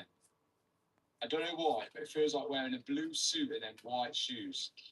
Think like we're just going to match the shoes. So I'm going to take these off as well, and I'm going to take them to the body shop to get a match with that blue. So it all kind of like has a nice colour match with the silver and blue combination that we've got going on. For now, let's put these covers on, and then we'll get that to the body shop as long as the rest of the part. Just the air filter plastic covers to go on each side now to pretty much finish the engine fail. Mechanically, we're nearly there now. There was one thing I've decided to do it. I've committed to it. We've got a new exhaust for it, but first we need to remove the standard one. I don't know. Find it from somebody else, dude. That shit on one. Come in here acting like that in my fucking show. Secondary cat only has You douchebag. then the back box. Be interested to see what this sounds like. They're not the best sounding cars in the world, but if we can improve it a little bit, it will be interesting. The cool thing about the Veyron is that when you have the rear wing up, you'll actually be able to see the new exhaust, which is one of the reasons why I've decided to change it. Yeah. Oh. And even though this is titanium, it's got to be at least 20 kilos. But that's going to be replaced now with our new exhaust. And this is what you're going to be able to see when the rear wing is up. Gatti Veyron. How cool is that? Look at this monstrosity. Full titanium nitromobium exhaust. Nitromobium has made this exhaust for the Veyron. That is absolutely insane. The weight is nothing. It literally done this by hand. It looks unreal. You can see it's the same shape, but that has got zero sound editing at all. Zero. I don't know whether it's going to sound as aggressive as the Chiron. We don't know. Let's see. There's only one way to find out, and put it on, start it up.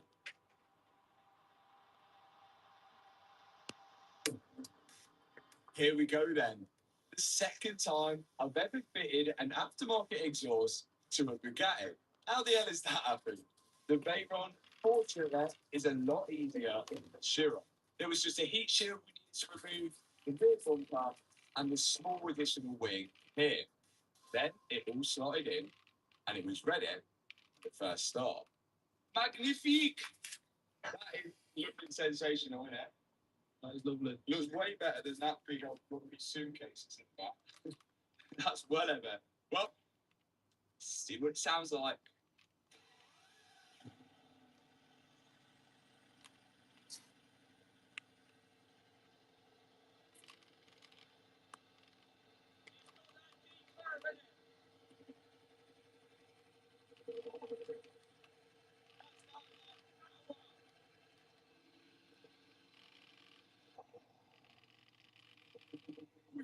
You can hear the turbos playing. What do you think? Yeah, that's calm, isn't it?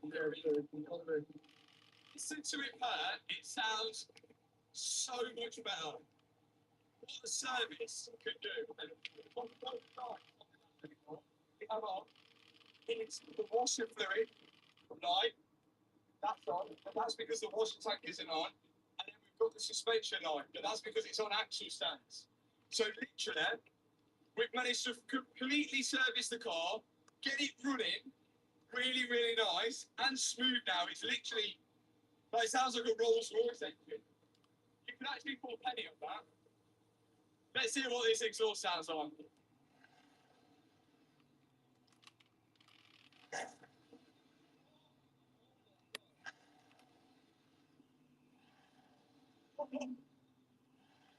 That sounded Yeah, that's fine. But it sounds like pure power. I like it. You've done really well. Can't believe it. I am one step closer now to getting my Veyron on the road, completely faultless, and without any help from Bugatti. Most of these parts, we've been able to cross-reference ourselves and save so much money. But for the parts that we haven't been able to cross-reference, I do want to say a massive thank you to Simon Furlong for sorting us out with those parts. And if by chance you are watching and you do have a Veyron, I'd definitely be advising you to take it there for its annual service. Okay, before we find out how much we saved in total by doing this ourselves and taking it to Bugatti, I've got something pretty exciting. This is the fuse, you could say the $1 million fuse, which stopped us or stopped this car from actually moving. And we put it in a frame, we're going to sign it. And with the new HWBT merch drop, which we've got the t-shirt on now, the socks, we've got hats as well, all different styles, everything is dropped literally today. There's limited number, but the first one orders are going to pick someone from that and take away this little art piece with the $1 million fuse in, which we're going to sign as well. So I think that's pretty cool. Links in the description for that. Now, let's see how much we saved in total.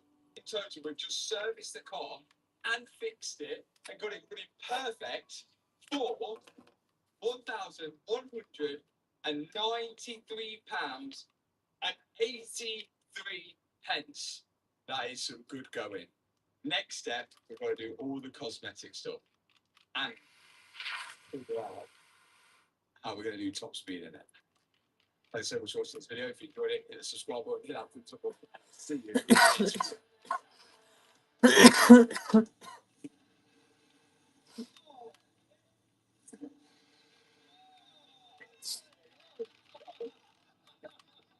Rose, right? Just can't. So tired of boys. I need a man.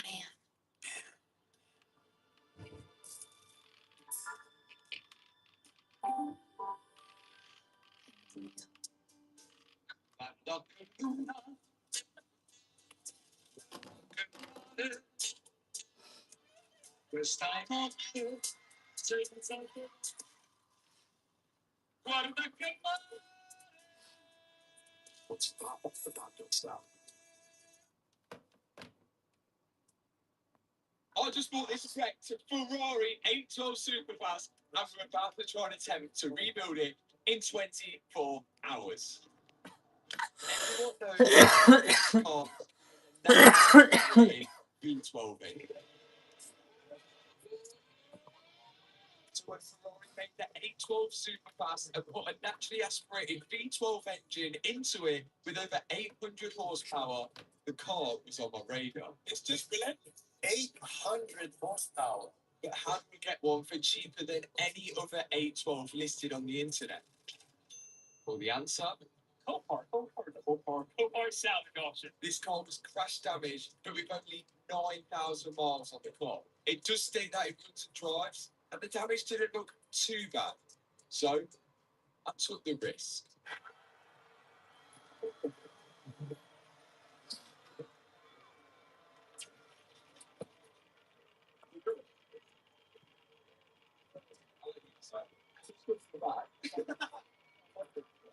Oh.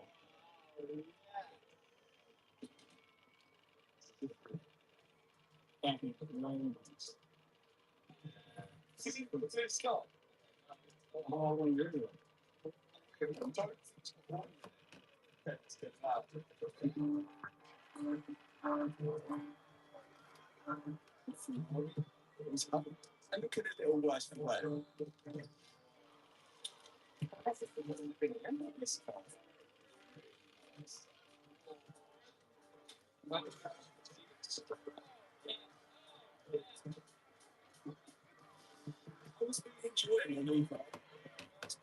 Is that we couldn't get it out of the car. We didn't want to start the car up just yet until we were 100% sure it had oil in it. But to get the car into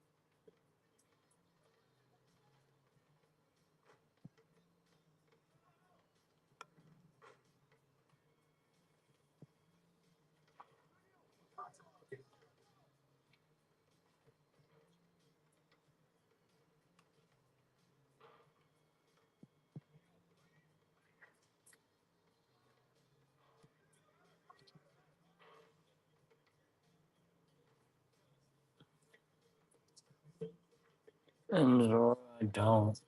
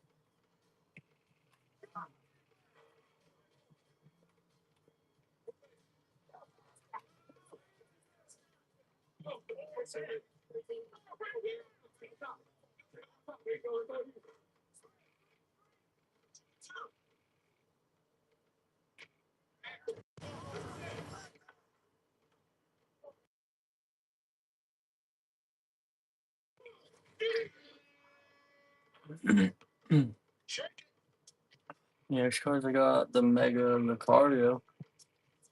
Yeah.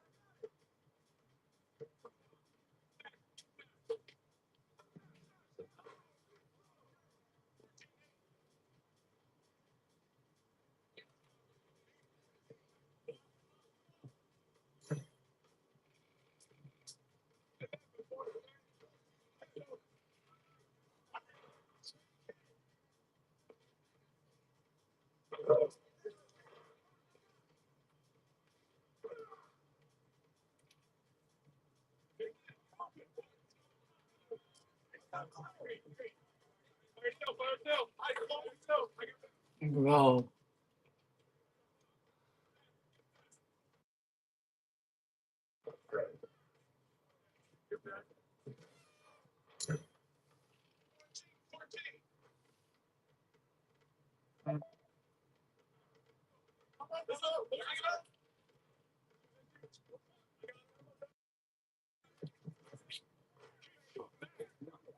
17-14.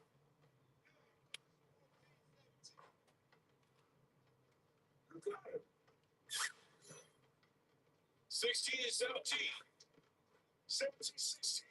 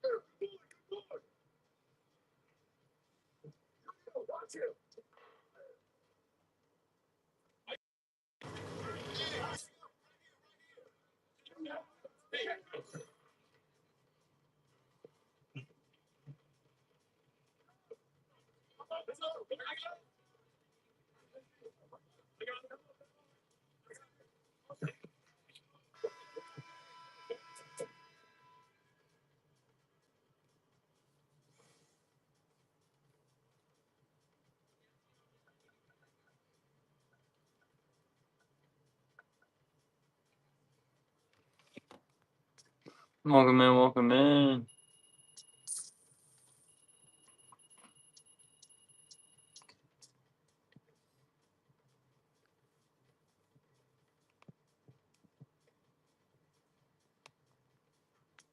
I like a miss.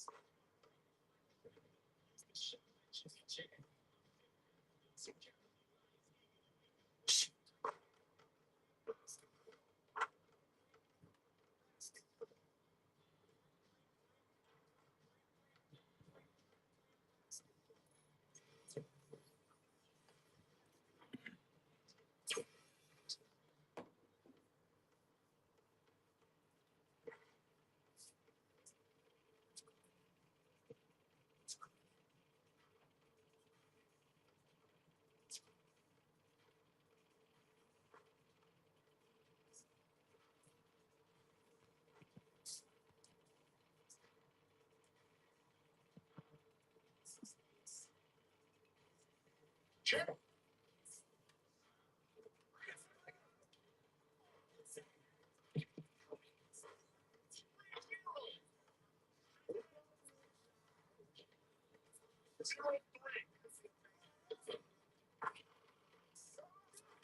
taking that strong.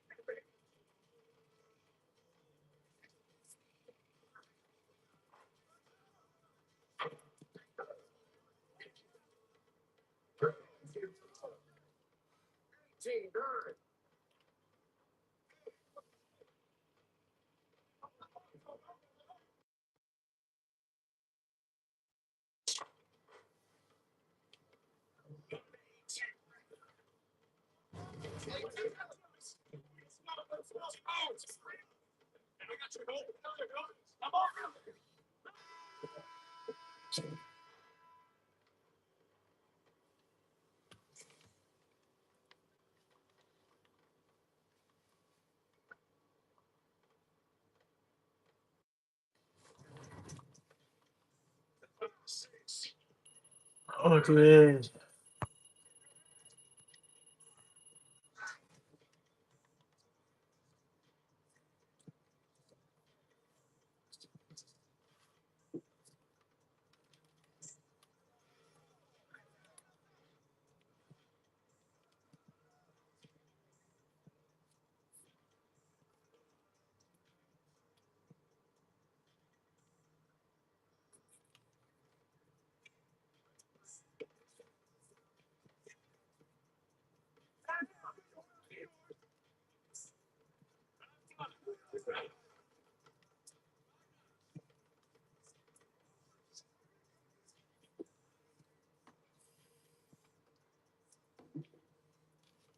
Don't.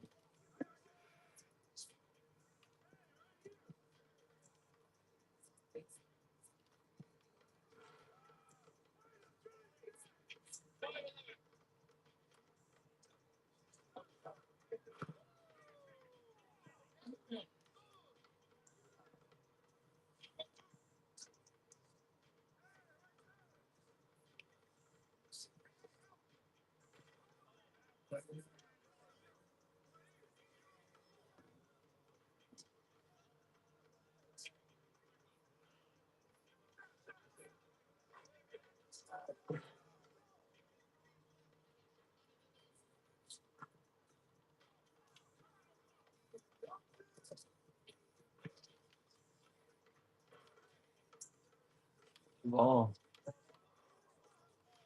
The bitch on there.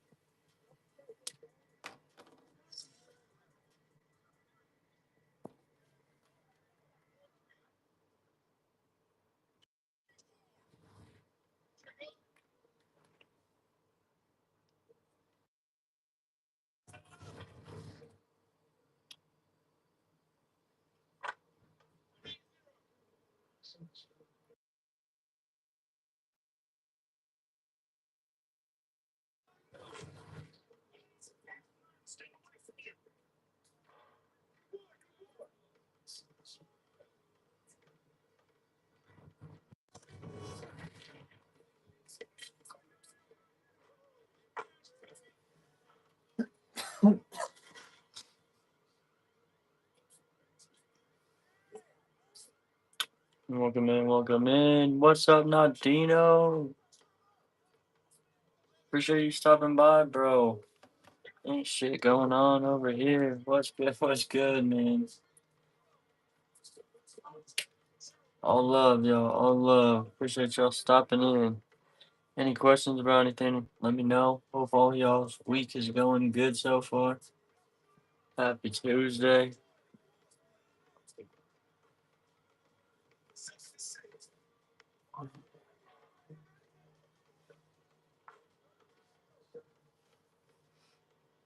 Any questions at all, please let me know. I'm here. To find the Ferrari toolkit and lift up this part of the carpet, which will give us access to the gearbox, which is in the back of the car.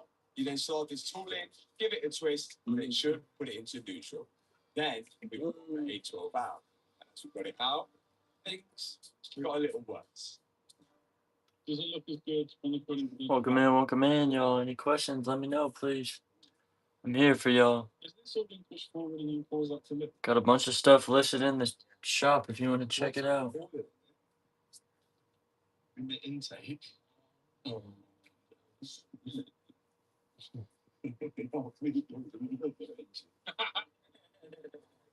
How's it got? I don't understand how it got there. Well, It's been upside down. that was fast. Everyone's going. Yeah, if it went into the ditch was deep, you're doing it from. Somehow, oil was in the intake, but it didn't look like the oil cooler had any damage to it. It only looks like there was damage to the cooling radiator. One thing we wanted to check is whether it even had oil in the car. So Ethan pulled out the dipstick and revealed milky oil.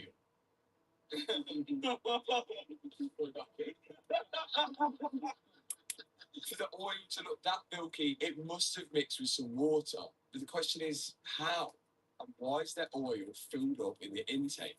We started taking off the airbox to see how far the oil had gone down. And it was all at the bottom of the air filter. It's like it's come out of the engine, isn't it? There's just oil at the bottom of that. It's gone like that, isn't it? I wonder whether it's like been pulled out of the ditch like that. It's like all the oil, but not the whole engine oil to come out. So the oil, instead of going in through there, it's actually come out of the engine. Why that's happened, we don't know. But it's not a good idea to try and turn it on until we're like clear. This is like a spark plug out job to really see what the situation is in there. So I think you need to get it inside, spark plug out, and have a look down the board to see if there's just oil sitting inside the cylinders. Well, what was going to be a rebuild might be an engine. Oh no. That has to be our main priority at the minute. Even though there's a lot of cosmetic damage, we need to see if this engine works. As if this took 6 people. So you keep standing there too, man. God, so yeah, keep it going, guys. Come on, guys. So we're going to push the 812 in and inspect the engine further to make sure we don't have to rebuild it. Oh no. That looks like water. That's not water. Is that water? Oh, engine very bad. that looks like a flood. That looks like a flood damage car. How was it? How front end crash like this in full of water? Oh, that is not. It didn't say flood damage. It said fire extinguisher dust. You think if it went into water, it would be a fire extinguisher. The worrying thing is that on the Copart listing, it stated that it runs and drives. And it also says possible mechanical damage, oil and water leaking from the engine. And it also says fire extinguisher power on the bonnet. I'm not sure what that means. If there is oil or water inside the cylinders and we try and start this car, the piston will try and compress that oil and water. And if it tries to do that, it could bend the conrod, causing the engine to seize. So we need to make sure that each one of these cylinders is clear of oil and water before we try and start it. So now we're taking out each spark plug so we can put a camera down there to find out. Right, I think this is the best way to get to the spark plugs. So down this side avenue, 1, 2, 3, $1 for your whole collection. 6. We've got to take all of them out because it could just be only one cylinder. Because it ain't worth shit anyway, right? First one. See how we do it. To get the spark plug Probably a out, booty, let's put booty hole. back and then remove it from the top of the spark plug. Then we can put the socket down there and start undoing the spark plug. I'll pay $1. You can inspect it. Not bad. Hey, Colorado, Mark Johnson here with Excel Energy. Here at Colorado, we've got a lot of questions. Now, here on Power Walks, we're going to find you answers. Colorado, want to know, why does it seem like our bills are running? Is one of the largest machines in the world. We're updating old infrastructure, building out new transmission lines. That takes a lot of investment from Excel Energy. We know for some of our neighbors that energy costs can still be a challenge, so our shareholders have committed to $10 million in our energy assistance program in order to support them. Well, then we could put a camera down the cylinder. That one looks alright. There's no sludge. So far, so good. And my dad was doing the same on the other side. He looks good. Cylinders to good so far. You then have to do every cylinder. Remember, there's a scroll on this car. But every My God. everything seemed normal. Right at the top. There's sludge in there. We continue to do every single one, but everyone had the same result. All the spark plugs looked normal, and no oil or water were in the cylinders, which is good news. I think we put it all back together. Just crank it like Soldier Boy. Whoa! Soldier Boy up here. Oh. Raz them spark plug back in. 3, 2, 1. Okay. Up together. start repairing this thing, obviously want to know whether it starts or not. Because if it doesn't start, we need to take the engine out and work out what causes it. Because the engines and the cylinders have got spark and stuff. The only reason why it wouldn't start is if the bottom end's gone. But it would start, it just sound a bit flatter. Actually, here was the dipstick. And, oh, there's a little bit. But here's minimal. And we've got here. And we're down here. So maybe there. I know you're supposed to check these when they're warm. So, for safety. Now, do you run the risk of overfilling the oil here? I'm only a little bit. Just for peace of mind when we're starting. So in goes the top of Valvoline. Yeah. Tony, please do that. Yeah. Right, here we go then. And it's time to see if it'll stop.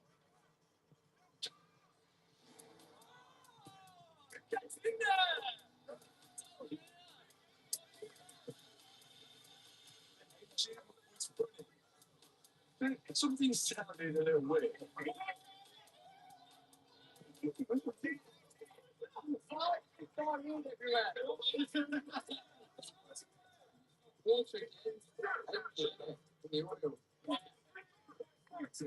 It's not moving out of that. So it's got a bit of water in the oil. It ran though. What's your bit more? Choose the engine. Don't break it. Oh, oh, oh. Oh. What the hell is going on there? What is it? What's happening there? Diarrhea. Yeah, it's tipped forward, isn't it? It's got a tipped up. Well, the good news is that the engine runs and turns over. The bad news, it looks like the milky oil is coming out what I think is the PCV valve. And what that does is recirculate gas coming out of the crankcase. When an explosion happens in the combustion chamber, sometimes you get a bit of gases below plastic rings and into the crankcase. And then happens the PCV system, which takes the gases out of the crankcase and sort of recirculates them back into the intake. Now, the only reason oil will be getting in it is if one, the engine was sort of tipped upside down, or the oil was overfilled. Both of which are possible. The only way to try and prove this theory right is just to drain all of the oil out and refill the correct amount and move the car until all of the breathing lines that the PC relief is right to clear again. So that's what we're doing now. There's two things we've seen in there. One, the oil cooler here looks okay. The pipe is squished. Is that causing unnecessary oil pressure, stopping the oil from returning back to the tank? Possibly. When we run it again, like to have that not king, it's because this cooler is meant to be over here. And see, look, this thing is there. So, wedge that forward, and whilst we don't move that forward, I'm going to drain the oil out of the oil tank here. This is going to be fun and messy. And it was messy. Oil definitely shouldn't look that good. Looks like before we carry those syrup out of the engine. And next up, the oil filter. Oh, yeah. For some reason, the oil is mixed with the water. And this also could be a possibility of why the oil is overfilled. It could just be filled into water, pushing it into the PCV system. What we're going to do is put everything back in now in the correct oil without the oil filter because it's bottle. And then we're going to put it all through again and see if we're okay. Here we go. So we're going to put everything back together, put some clean oil through it, and then see if the car runs any better. But judging from how bad that oil looks, it could take a few cycles of new oil to clean it all out. But let's see what happens now after we've unclinked those clean lines, clean the old oil out. All right, here we go. Let's see what happens now.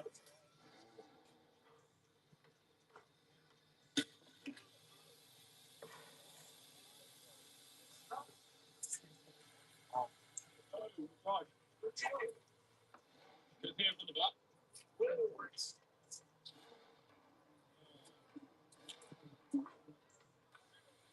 Very good. There.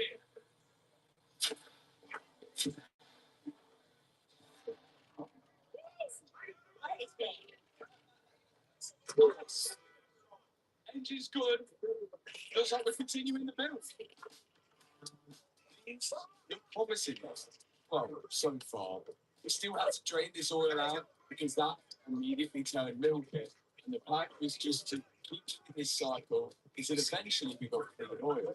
And just hoping that there isn't a problem with the cooler or something like the head gasket, which is causing the water to mix with the oil. But judging by the fact there is no cooling in this car because the radiator is completely broken in front, we know you're right. I have no idea how the water got into the first. So this will be a mystery now.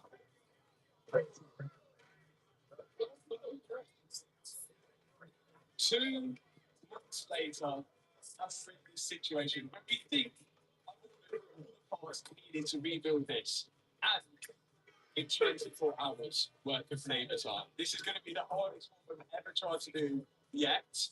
In 24 hours, hopefully we get a sleep transformation. And those 24 hours stops. Now,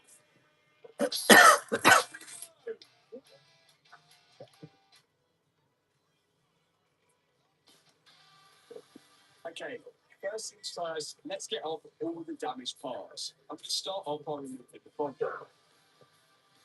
Now, we've got much better access to everything we need. That means the headlight and the other headlight as well. Both of these are damaged. So we're going to have to order a pair of those. And there's still plenty more damage we need to get through. And it looks like it's not repaired before. I think it's part of it. It's considering weird. It's come off. And then behind, it looks to kind of like structure. And it's not even welding. We're really familiar with that welding now. I would think it probably is carrying. Those might be okay, but obviously it's TIG welding. I don't have a TIG welder, so we're going to have to pull Bob in, which I think should be pulled from tomorrow.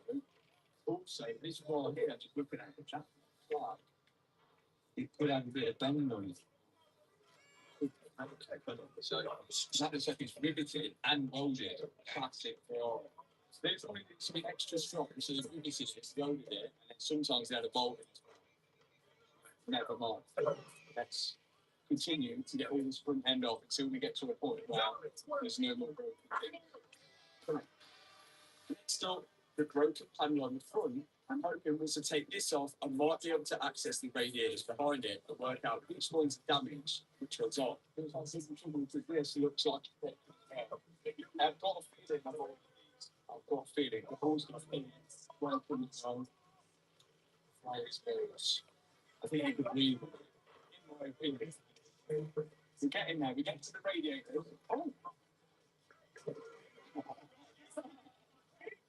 Okay. This one, these are all the 2 tips. They can, I don't know what's a good thing, but somehow communication, I don't know. Disconnect these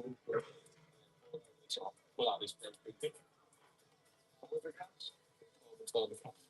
on this panel here are the energy receivers, which are effectively the computers for the engine. Usually on a V8, they have one. So the supercomputer, I'm guessing, is probably for the tire pressure monitoring system. No. Yeah, I have jolted. And now we see the radiator damage. It looks like what a lot. It's like all whilst we're doing all this, time is ticking down fairly quick. We're going to say there's no aircon gas in it.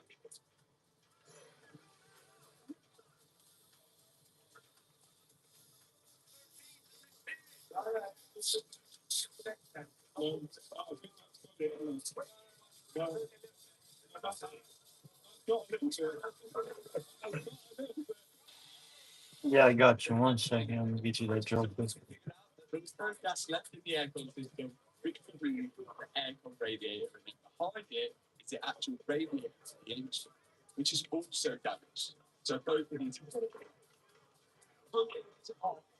some more down more. This leg here, back. I think what's happening is going in like that. I think that these things I think I got rid of you. Need to really consider and just kind of get it. Yeah, look, the same thing happened here.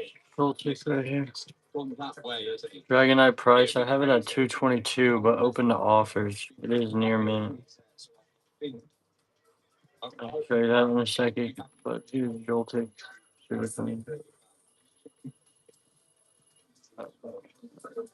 Yeah, of course. What's the insurance? Any damage on it would need to be replaced like for like. But as long as it's safe, I'm happy for us to do it whole way, which also saves a bit of cash. Next step, we need to store so we can access the grid. But this does also damage, so it will need to be replaced. Oh my god! With that door out of the way, we can now access the torch, which hold up the ring, fender, the American, a few on the side, and a few underneath. And then the ones along the top. But we're not going to pull that off just yet. So we're going to do the exact same on the other side. Some of you might be watching thinking, why are we trying to do this in 24 hours? Well, rather than trying to do it in 24 hours, it's more of a timer to see how long it takes. As I think 24 hours worth of labour is quite a lot. But this one is definitely going to be the most challenging one we've done. And with the modifications that I've got planned for it as well, it could take this labour time over the 24 hours. Now I'm removing the carbon fibre through all the side sills so we can access the bolts with the side skirt. Once the side skirt's off, you can now access the bolts with the front wing of the left-hand side. Was there all out? We'll move it away. To reveal a bit more damage. 21 hours remaining, but not fixed anything yet. But I'm going to go into it now because we've got Liam, so he's going to do the same as what I've done on this side and that side. I'm going to take out the seats first, so I've got room to get round, and then I'm going to take out these seat belts so that send them to the airbag team because they are locked out, which usually happens when the airbags blow off. So, seats out, take the console out, find the airbag module, that's pulled out. Let's keep going. So once I click on with the interior, Liam's continuing on with removing the front wing on the bars.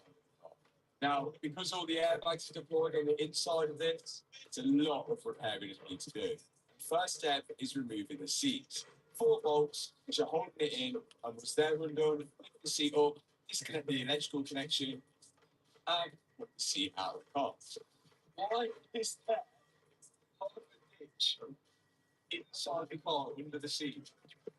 How's that happened? And this button here, it's not the ejector seat one, that's the inertia one. When you have a crash that pops up to the computer, and clearly somebody's already pushed it back down after the accident to get the car started. I was wondering if got it going. Right, next step, that seat. Then Yo. be underneath there. Welcome back. Much more is insane. Liam's still cracking away, getting that front wing off. And before I carry on with the inside, I've got to unbolt the seatbelt, which is anchored to the seat. So there's still a little seat off for me to access the actual full mechanism of the seatbelt. Next up, the driver's seat comes out, the trigger goes towards the ditch, which looks like they crashed into, probably with the windows down. Before I continue any further, I'm going to clean up some of those sticks. It's looking pretty good. Right, now it's on the side off, which is good. But that's all very close, which we want to this quarter here. That is a big dent.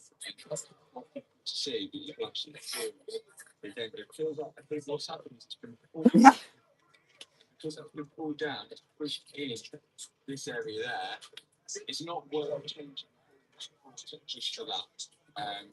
So it just needs a bit of but we can try and attempt it, or I'm going to have to part when Bob comes into welding because I know he's used for it. See what Bob says, and then if not, we'll have to give that a go. You go inside, so I'm picking that patch module out, the airbag module to the second console. So the airbag module is usually bolted to the lowest point in the centre of the car. And just like the engine I've seen here, it's the computer that put all of the airbags in. when the car gets crashed, it has a crash data stored in the airbag.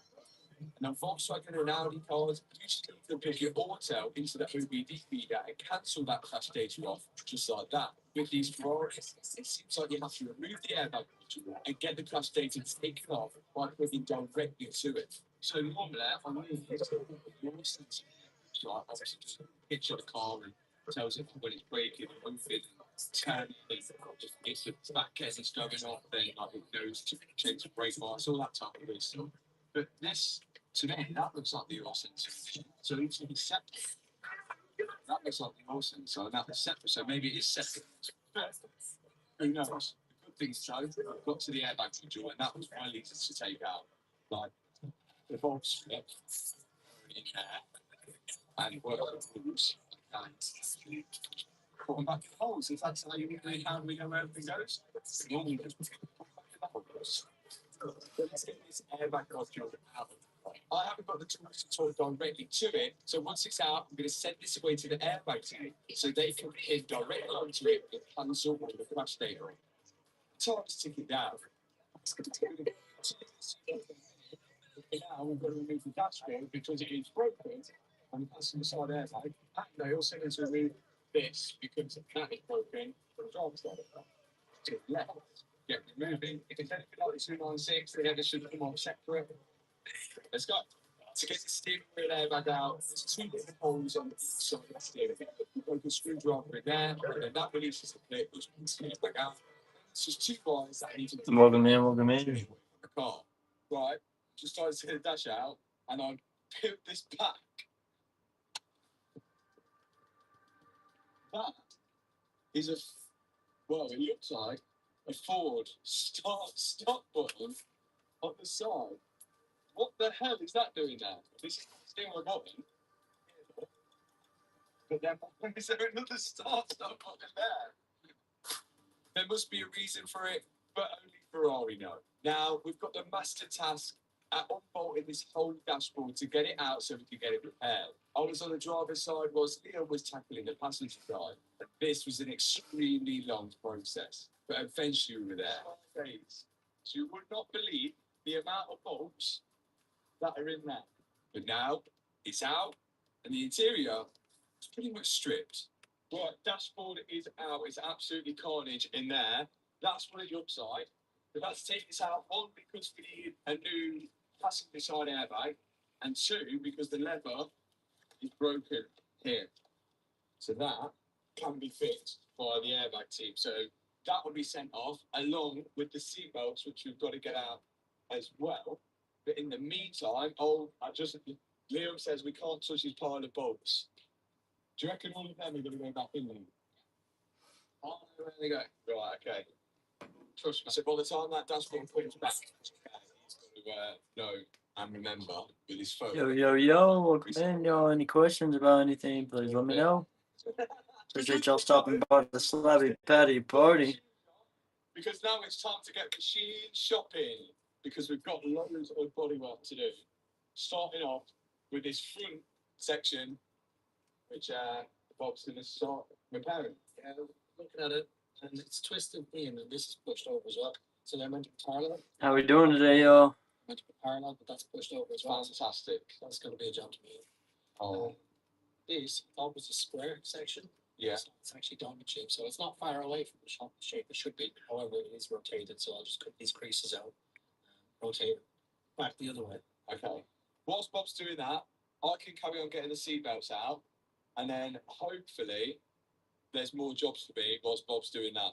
Otherwise, I'm going to be standing around. There will be jobs because we've got colour changes. Exciting! Okay. Here's all the structural damage at the front of the car. And if there's any man to fix it, it's going to be Bob from the machine shop. First thing is Yo, what's up, y'all? Appreciate y'all stopping in. Any questions about anything, please let me know. The delivery, it's here. Hopefully, we have everything from Ferrari in here. We had to get some stuff second hand, some stuff new, bits and bobs, and for being their top customer this year, they've get me some free stuff. Look at that. Well, yeah, thanks. For Yo, that. yo, yo, what's up, yo? Some of the parts here, but managed to get us keyring hats. Thank you. It's the most about off any other brand I bought parts from. But here is hopefully most of the parts to build the Ferrari. And I think there's more to come. In the meantime, my dad and Bob are taking measurements to make sure everything is square. And if it's not, they're going to have to do some bending and manipulating to get it back to where it should be. Next thing he's going to do is cut off these front legs. They're completely toast, and it's a lot easier just to replace them. Then he's going to drill out the rivets which hold it to the chassis legs, and then give it a good old hammer, and off it comes. And he's left with this. He's now going to do the same for the other side. This section connects the bottom leg to the top leg, but both of these are finished. So once he's cut through the weld and got out the rivets, you can knock them off with the hammer. Now, Oh, Bob's going to be Right. to the so it's important they're nice and clean. And he's decided instead of trying to bend them back because it's aluminium and it's really fragile, he could actually just cut the ends off them and remake the chassis leg out of his own material to match the OEM one. He did try and save as much as he What can of the happened? original leg. It seemed like a lost cause. And meanwhile, I'm on the interior, still working away at trying to get the seatbelts out. I've got to remove some of the panels behind the seats, like this top panel here, and then I can access the bolts for the trim, which is covering over the seatbelt, which runs down the pillar.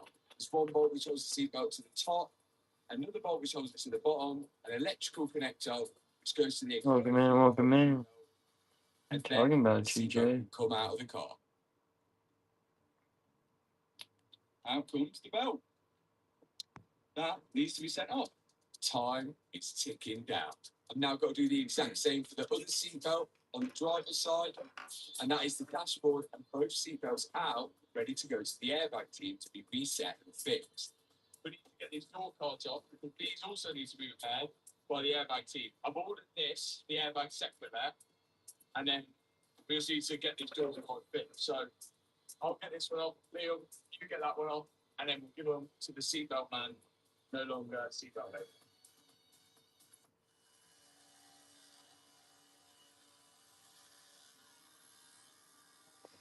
So whilst I'm getting off the door card, Bob's now over on his table, creating a whole new chassis leg. Trucks. And then there's the 2026 GMC Sierra. It's the truck.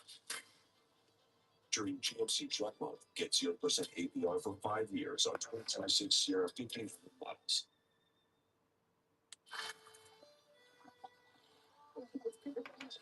Excuse me.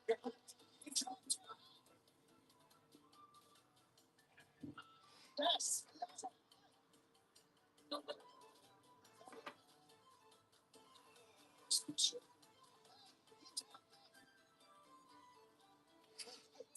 Nice. You can drop this. Thank you. No, what? Same material that the original chassis leg is made out. In a section here, and it's going to run.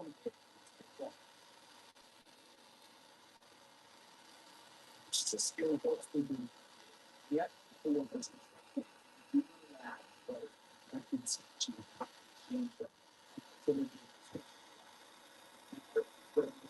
Section just like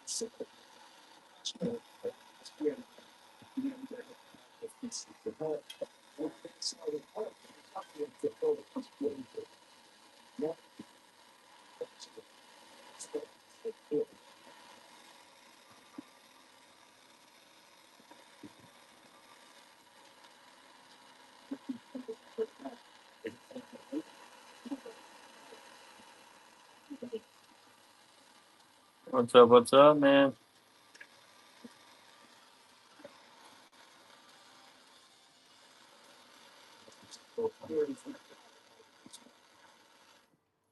What's up? Still on the door card.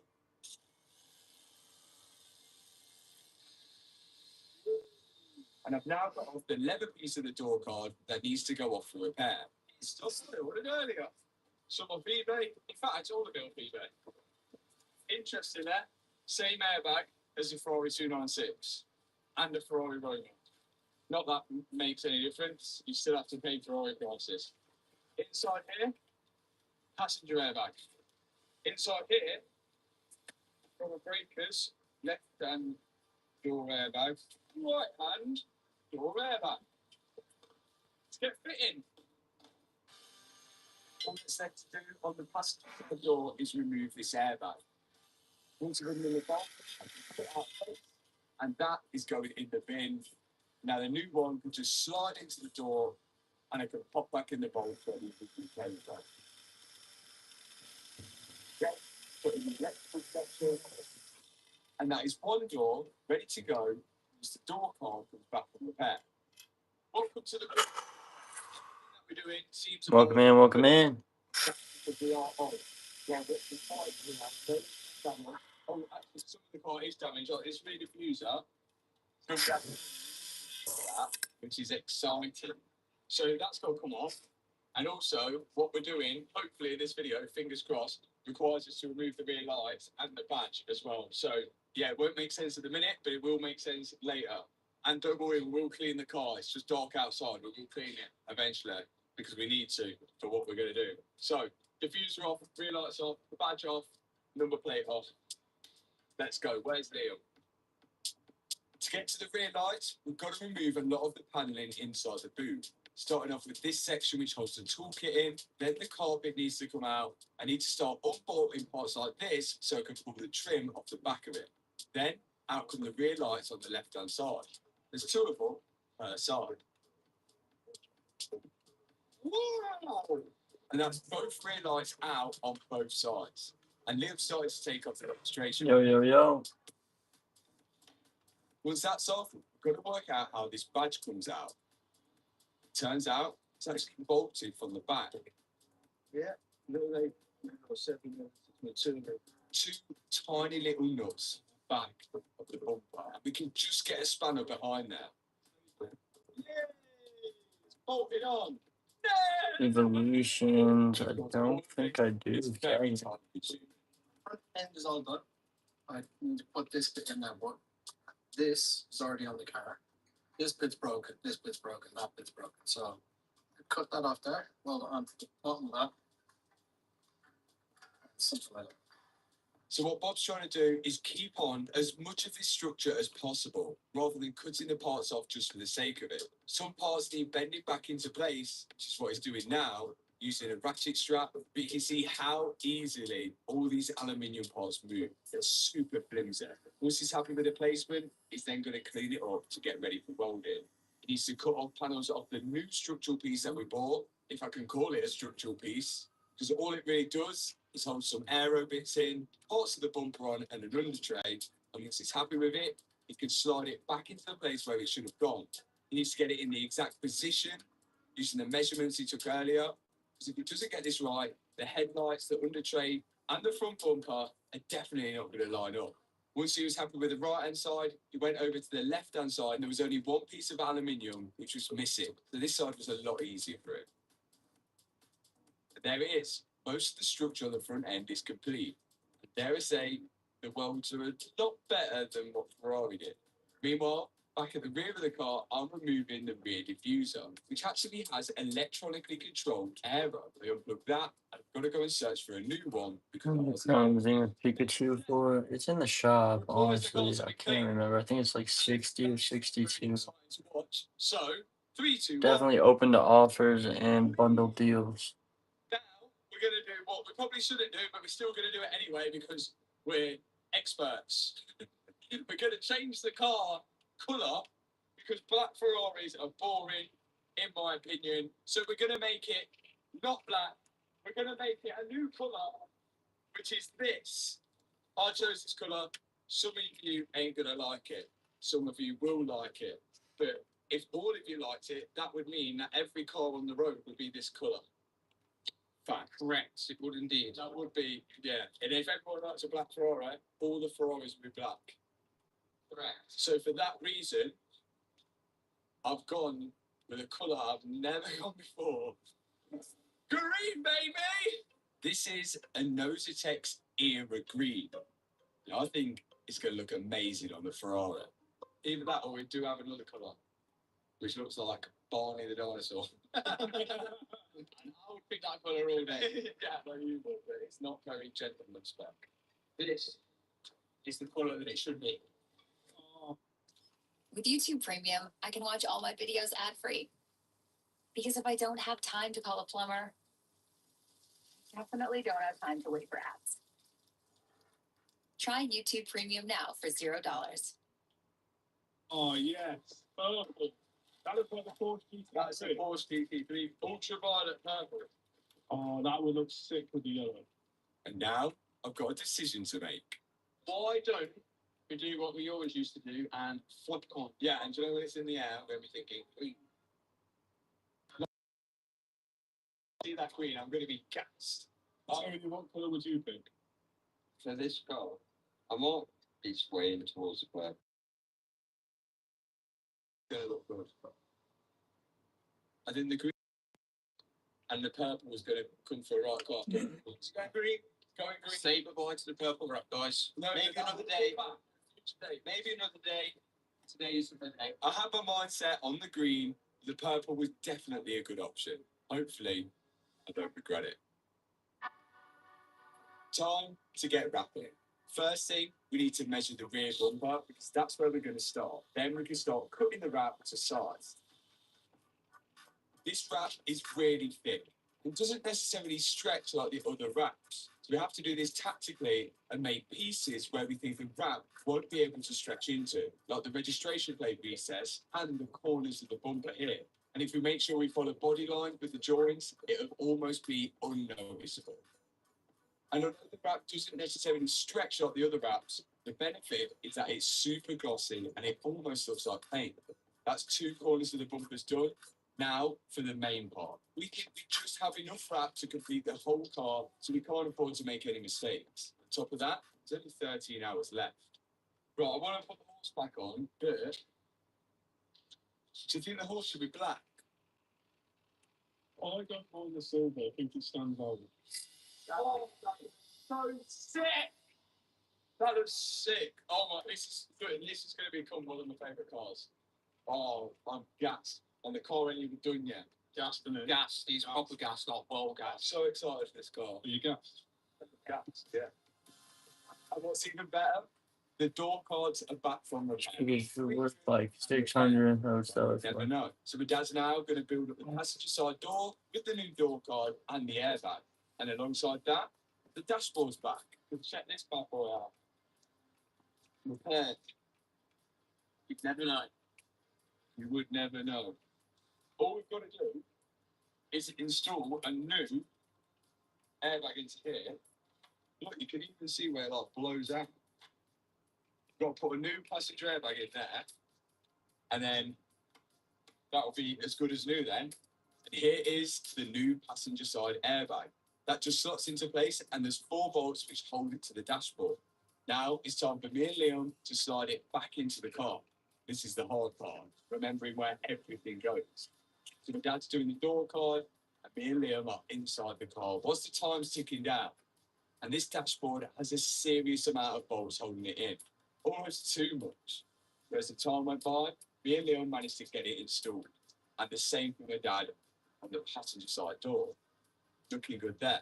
Dashboard is in.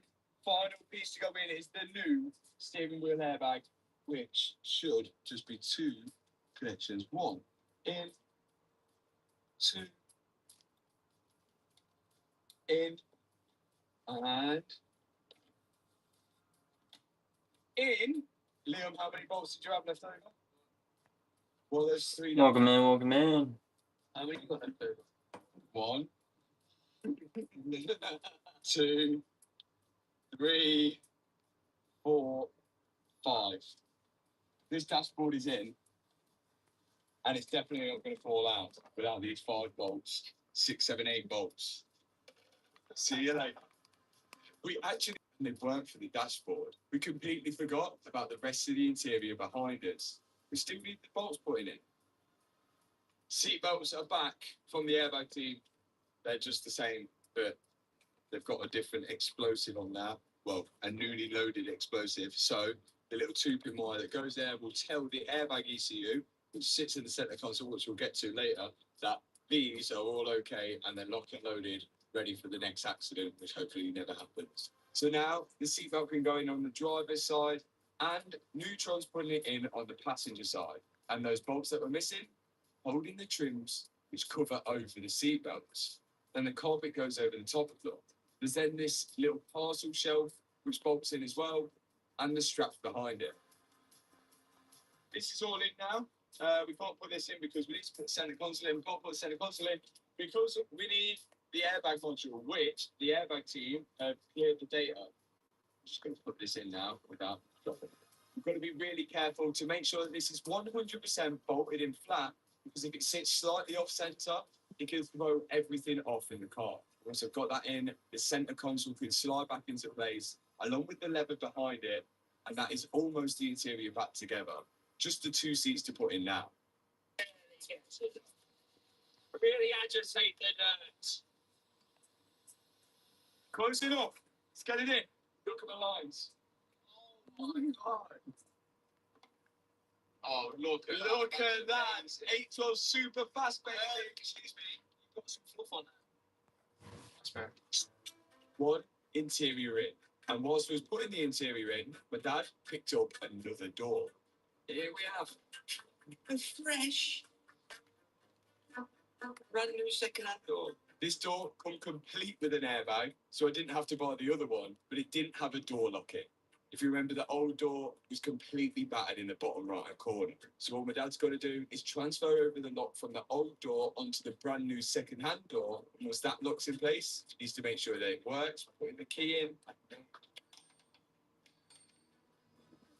And it does. Then he can put in all the other things, like the door speaker and the door card on top of that. Whilst he's doing that, me and Leon start wrapping the boot lid, which wasn't too bad of a job. Look at that. This wrapping business is causing a bit of a slowdown, but nothing we can do. I would be normally in the video right now, if you normally watch this and you don't hit subscribe button, but now we're normally, when we fit a crazy kit, we normally reveal it all at once, but because of the way we're doing this, just reveal the rear first. Let's just reveal the rear first, because we've got a new rear, haven't we? Okay, so here's the existing, well, that was the diffuser. And now we have this second-hand one. Few scrapes on it, but this thing is active and it opens up. Literally, nothing serious, just a motor. £2,000 for these, so that's good. But we've got something which will make it better, and it is part of the CT carbon kit, which we're slowly going to add on as we get further down the car. And that is, yeah, boy, look at this. Instead of the grey rear diffuser there, we've got the carbon fiber. This is going to look insane. These extra bits from CT Carbon are going to give it those final touches. On top of that, it seems like they're pretty easy to fix. Bit of tape comes off, slide the diffuser in place of the old one, and we can use the original fixings and the bolts to hold the new carbon piece in place. Guys, I just realised we're going to be putting this on, and we should have an exhaust squeeze for this because it will sound sensational with a new exhaust. And I do think the diffuser's got to come on to get the exhaust off, so we could be switching our nose off to spark the face, as they say. But Yo, yo, yo. caught my face, spark your face. Caught my head off to spark my face. Putting your nose off to spark your face. Yeah, how close is it? Yeah, but not there's a saying. But there is one part of the kit that we can fit now. This, to go with the diffuser, this is so easy to fit, which is why I'm excited to do. Okay, this is carbon anyway. This is like an additional extra you have to pay from Ferrari. God knows how much. Guess what?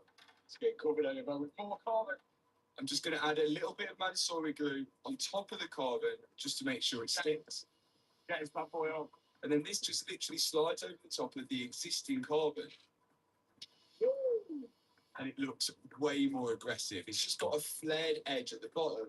just makes the car look that little bit wider. And I think along with the time, Leo's done the petrol fill cap, so he can go back to the rear quarter.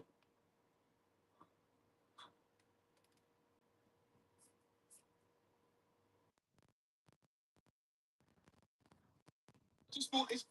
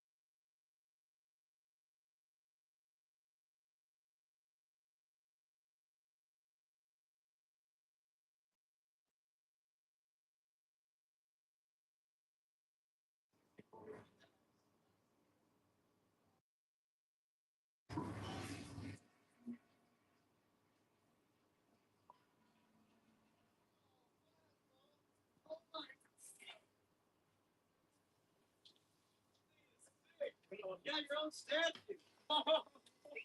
Is that actually its piss? Lemonade.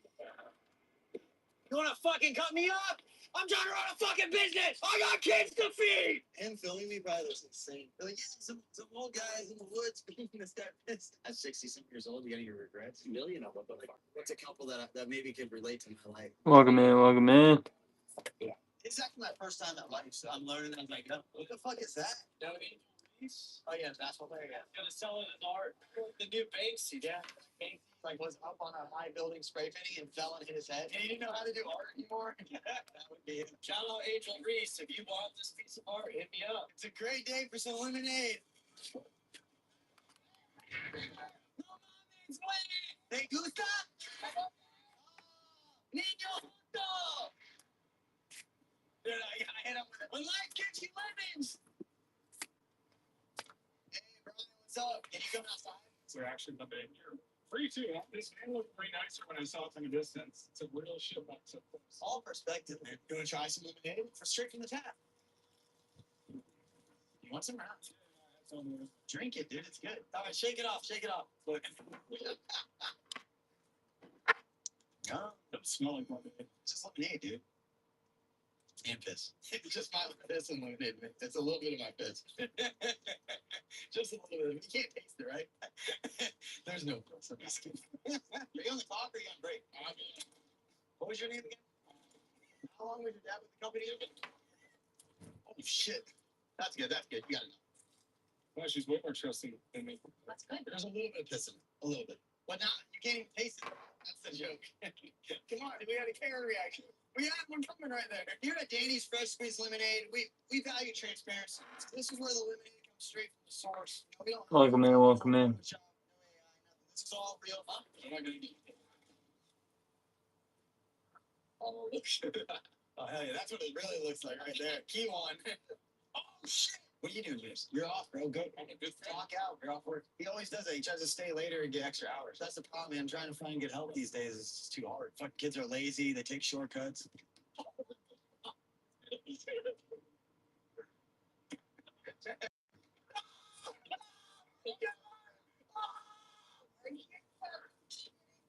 Started a new business. What do you think? On the chart, yeah. It's lemonade. Oh, you missed. Good stuff, right? Oh,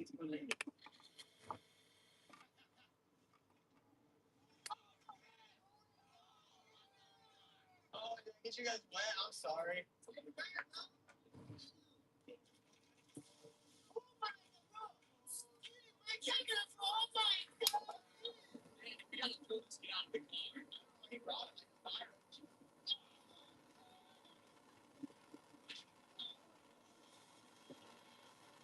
It is, it is. I have it listed in the shop. Please let me know if you're interested.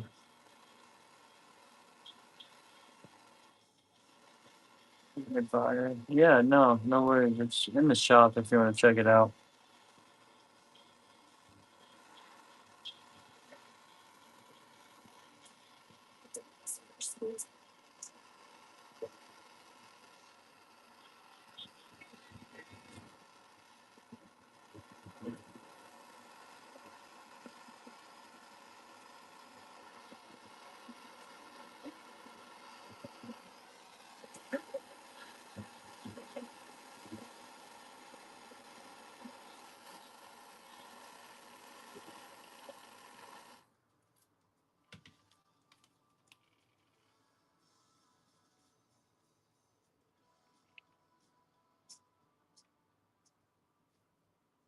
What I love most about Jobber is the professional interface that it provides to our clients. When we sent our first email, it turned into something like $25,000 in the first week of just revenue.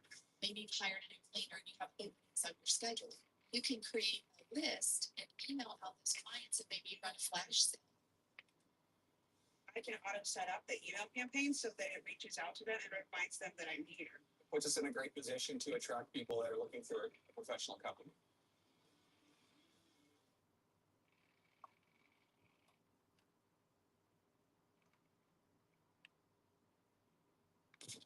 Fuck, I got myself. Yeah. This is sick.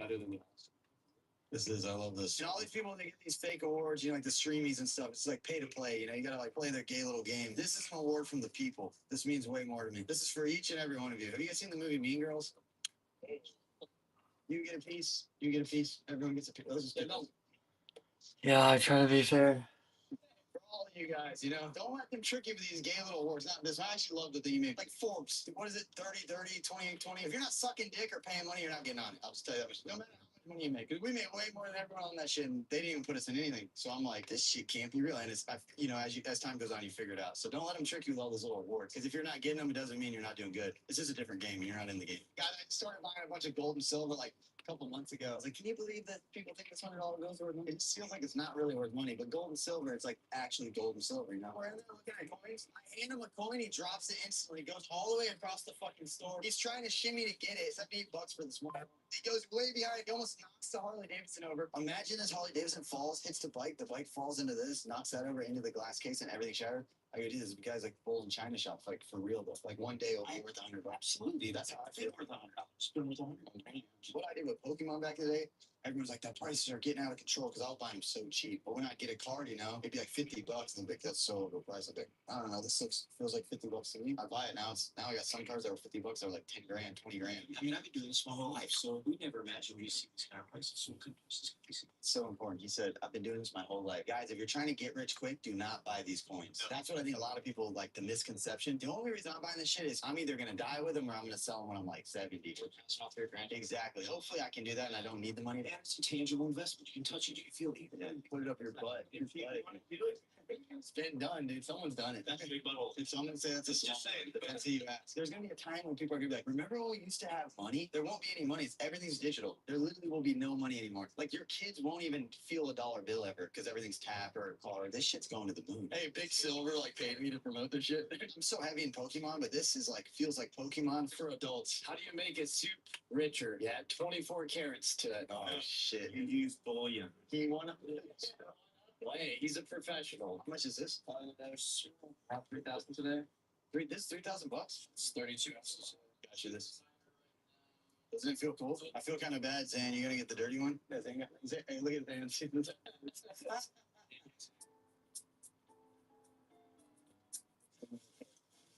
Shit's useless, bro. No point having it. Well, this is an easy way to clean money, huh? It's already clean, but if it wasn't, you gotta practice what you preach, you know? This shit's worthless. How do they do it? Black people do it so good. Where's Keon when you need him? Do you know how many kids are gonna get into coins now and they're gonna get rich because they just listen? I've been telling them to buy Apple stock, Tesla, Amazon, Facebook, Nvidia, dude. Nvidia in 2021, but everything else since 2017, I've been telling them. They know it's out there. Anything I do financially, I tell them if they copy me, they make money because I've never lost a dollar. Full financial. This is what I'm doing financially, so it seems to work for me. Thanks for coming back. I'll be back soon once I get more allowance money. Oh wait, I found more money. I didn't know I had this, dude. I think a little kid at the arcade and I have tickets to redeem prizes, right?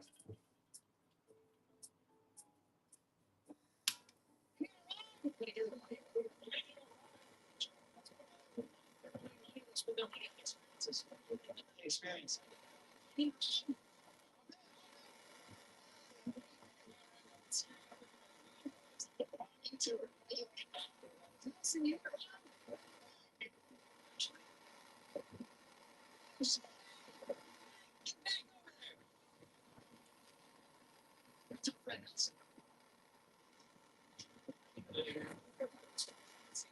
Successful.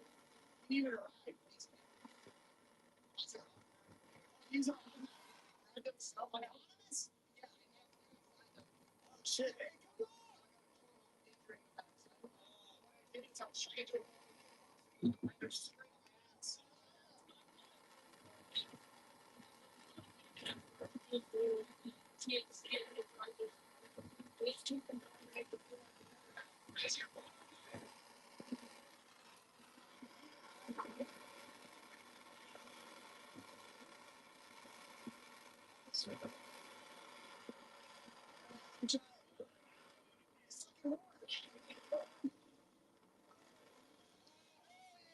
This tastes like shit.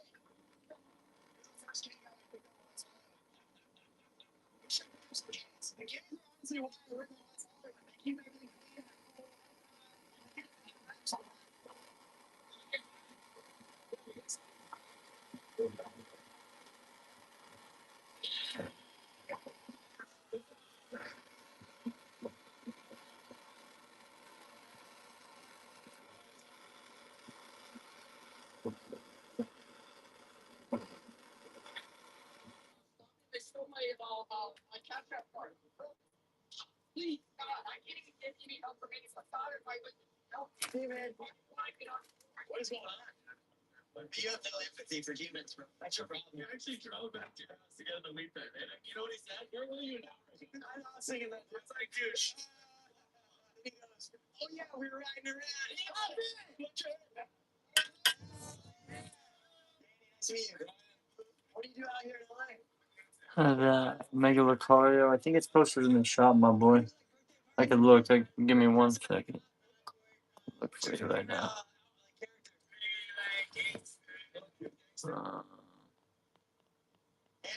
Right here, bro. $70. Really clean. I'll show you condition.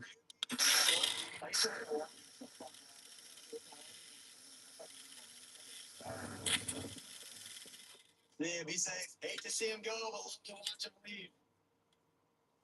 You got a lemon tree right here. Good shit.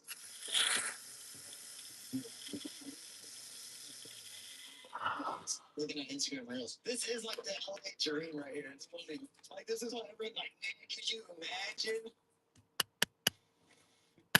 I have 3 businesses that are selling on Shopify. Once I figured out that Shopify was a thing, I never turned back. I can create a site with my eyes closed. Shopify thinks ahead of us, and it thinks about the customer more than anything. It's just helping push and drive sales.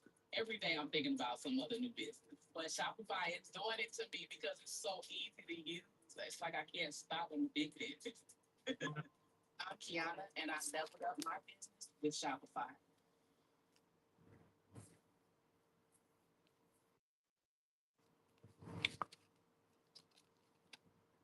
guys, Max this time here in Las Vegas. Yeah, dude, it's clean. It's very clean. I've been collecting cards for a minute now. I collect cards when I was little, lost them all. My friend got me back into it with a idea that he liked, and I ended up buying. I grew up cards that I never had, that I actually had an opportunity to see. If you bundle up, I could go lower, but first time buyers get free stuff like a sticker and a Croc charm. Like they're little charms that go on your pair of Crocs, like your shoes. There won't be a fence? No fence. Won't the balls just go over there? It's like a gay rich white person sport. But yeah, bro, if you bundle up, I could drop price a little bit. Ah, fuck. Wow, it's insane. I'm gonna try to hit you in the. I don't have any, bro. Sadly, I don't think, dude. Yeah, I don't. That's like best case scenario. I didn't want to hit him in the head. We're out here in Los Angeles. Beautiful weather today. Been missing in and out. Let me know in the comments what should we do next? Trying to do something crazy. I'll be calling my name now. I feel you, bro. Where's it at? I know it's in here somewhere. This guy, the promo too. This one's clean. I would do a bundle deal for the pair. This one's clean too, bro. Both of them. And how is it back, bro? That's not food. You can eat. Both of them are clean, dude. KK, they don't like you because you keep cooking them. Get away. Not really. Like some cute, bro. Turn out like that. Good guard dog. Get a Nintendo 64 so me and Chris can play video games. The gold one's kind of clean. Gold one is the cleanest one. Yeah, I'll take the I gold. mean, with those 3, I could do Mimikyu at 15 and then Lucario at 70. So I'd knock off $3, bro. I know it's not a lot, but you still get a sticker and a Croc charm as well. You'd be saving $3. Systems like this because eventually everyone's gonna hop on the game. Or Mimikyu's 18 and then Lucario's 70. It's just this retard goal being like, bro, trust me, dude. Pokemon's gonna go up. And I was like, dude, I don't even care. I'm like, Pokemon. He was right. 88 or 85 for the pair. He wants to see it once. Just VMAX, yeah, dude, I get it. That one's up there too right now, I'm pretty sure. That one's pretty high. A good one though. Yeah, let me know, dude, no rush. I hope you're able to find it, dude, for sure. It's just, why do you have such a short temper? If you or a loved one suffer from anger issues while playing video games, please call 1-800-JUST-A-GAME. Operators are standing by 24 hours a day. Don't wait until it's too late. If you have spare change to help this young black boy stop breaking controls, please donate now at games.com. Yes, sir.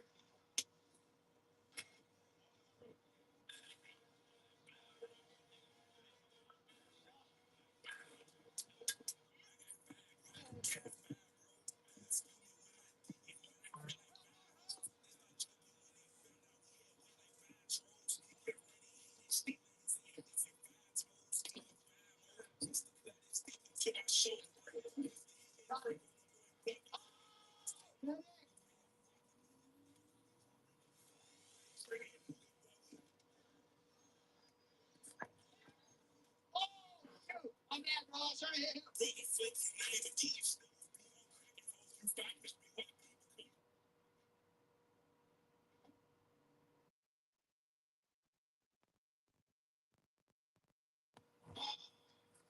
We test tires to provide you with truth, transparency, and unbiased recommendations. We start with the American tires to ensure we have what you need. We're Tire Rack. We work hard to ship your tires fast and free.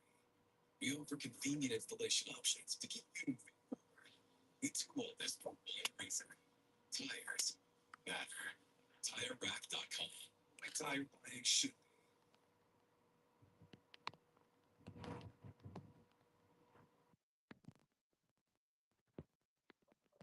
Every time you rip a slab back, a reader club makes you instant offer for your car based on its market value. That's right. No guessing, no waiting. The moment you accept, you're winning the one that makes the balloons of your funds. You can cash out with more snapbacks. Delivers the absolute best value in the home, giving you confidence in every way. Don't just collect, level up your collection with the best value in the home. Buy your Reading Club Snapback today and see for yourself.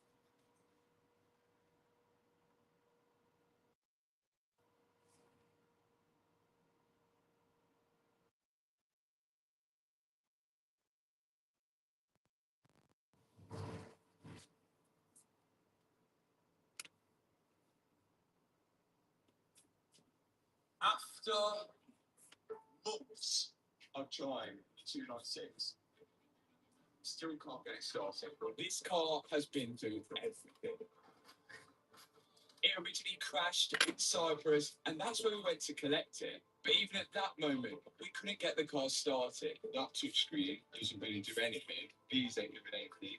You've literally got no power to the car. So it's like the car ain't Welcome in, welcome in. The Ferrari text told us there that it's best to rebuild the entire car, plug it all in, and then try again. Actually, on the count, that's too good. Yeah. Otherwise, it cracks. So all the airbags.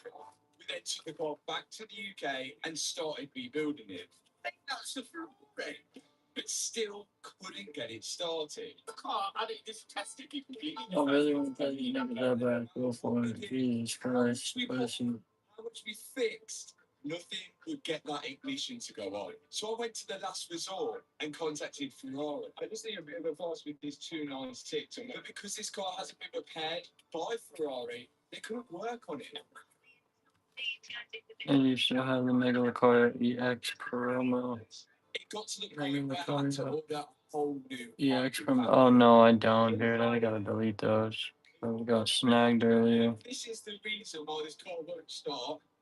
We need a war against all hybrids. But The even Lucario and the God of the Lucario and the God of Boyac. stop and leave. At this point, we tried everything. Sorry about I that, even dude. wrote an email to Ferrari directly, asking if the dealerships were able to work on the car. And they did respond. Ferrari said that we've got no warranty, which is Have a good one, dude. I appreciate you stopping by and asking. but they need the car complete. And the last thing to do to complete this car was to put the aircon in.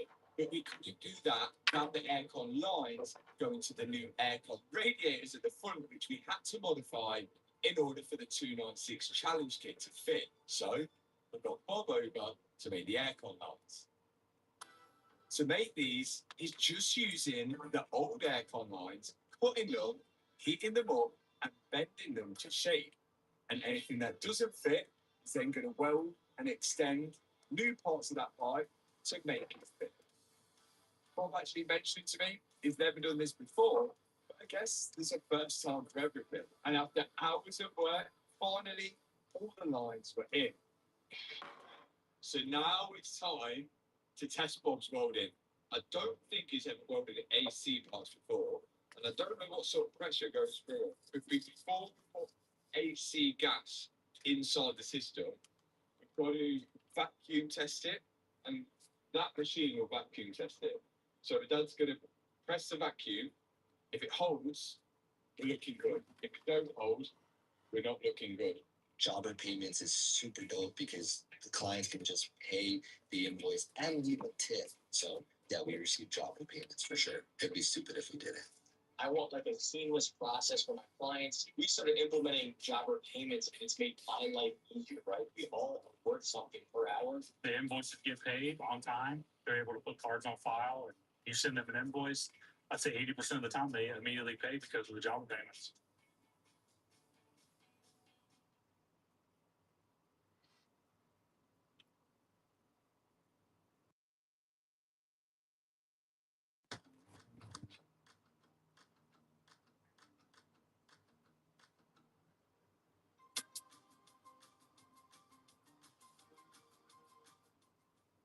What will be interesting after this, if we do gas it, is to see whether that I'm going to blow up light on the dash goes.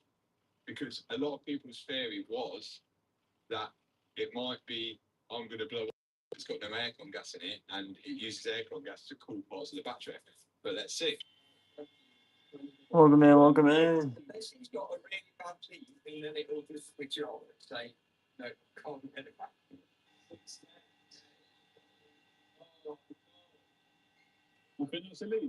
Yeah. Is there a pipe off? Suspicion vacuum. Yeah, they're going to try and blow air. Then we can look for the hissing.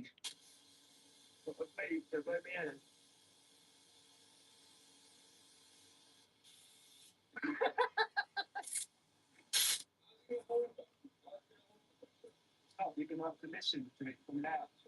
It's coming out the back. This. Oh no. Oh, it's coming out the drawing. Oh no. Where's it gone? No seal. Right, seals acquired and on. Let's see if that's sealed it now, or is there more off? Now we can back it. What are you going to do, Toby? Back it and then put pressure in it. Oh.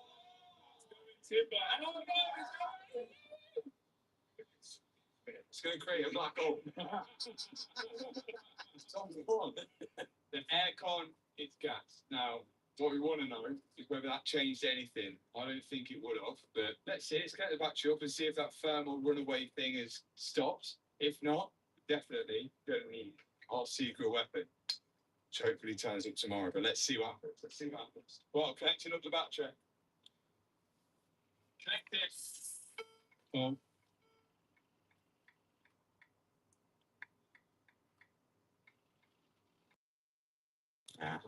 Does that mean we need a secret weapon?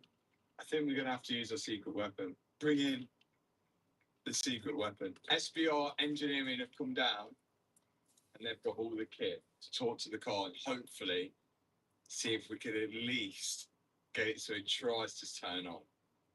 We're just going to let the guys go at it and see how far they get.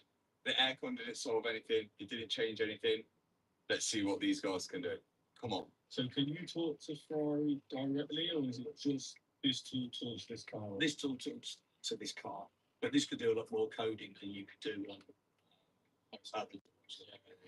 Right, so 47 modules, 9 good errors. So this might not delete without the ignition to not support to need the ignition. Absolutely. Want me to get on? Yeah, if we try, we might be able to cheat our way into it. It's going into part of the programs.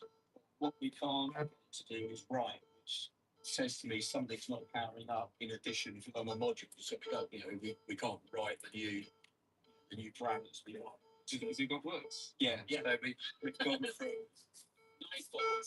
9 faults to 17 faults. That's good, isn't it? Yeah. So when it's gone into proxy align and tell every module what they're doing, because it hasn't been able to talk to them, it's now registering that as a fault. When I try to do a proxy alignment, it won't talk to the battery because it goes, "Oh yeah, this ain't my battery." Yeah.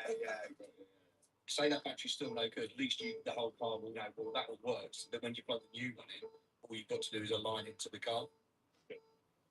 All these other modules at the moment, the battery's no good, so I'm not playing ball. That's where you're at. If it was me, I'd put the old battery back in. Then go through and let the car think it's as it flipped factory kind of thing. Yeah. Well, looks like we're switching the battery over. After the lads from the Ferrari race team had a look at it, they told us to put back in the original hybrid battery to then see if they can run a proxy alignment on the car. Once we put the old battery back into the car, we were struggling to both be on a time where they could come back down again and give it a go. So it was now time to call Ferrari direct then. This car is going to go to Ferrari. And if they can't do it, what hope actually have we got? We've got a new battery. The new battery's over there. Swap the new battery now and put the old one back in so everything's back to standard. And then we're going to see what Ferrari can do. Putting on a new battery, I'll be even more. But let's just see. At the minute, the car's going to Ferrari.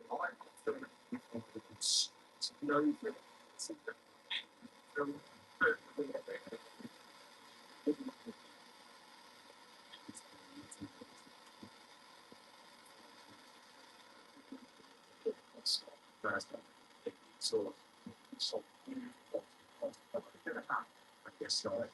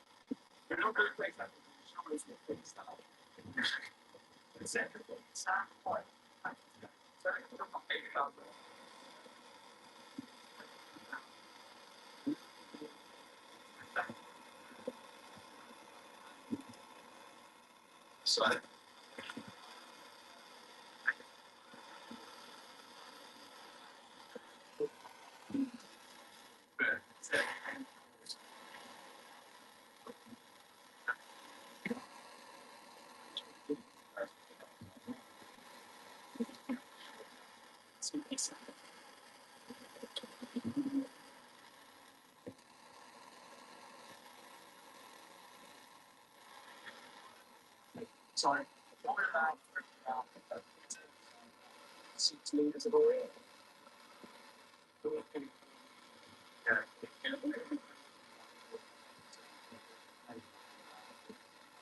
Everything.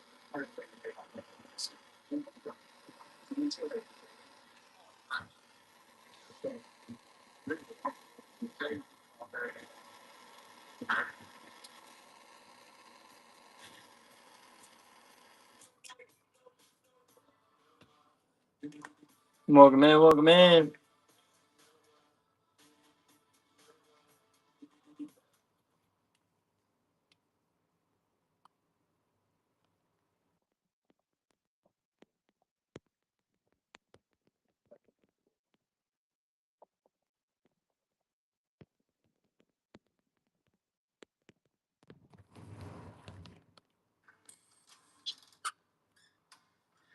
Yeah.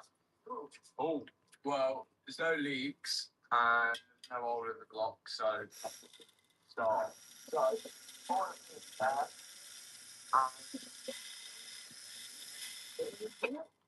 yeah.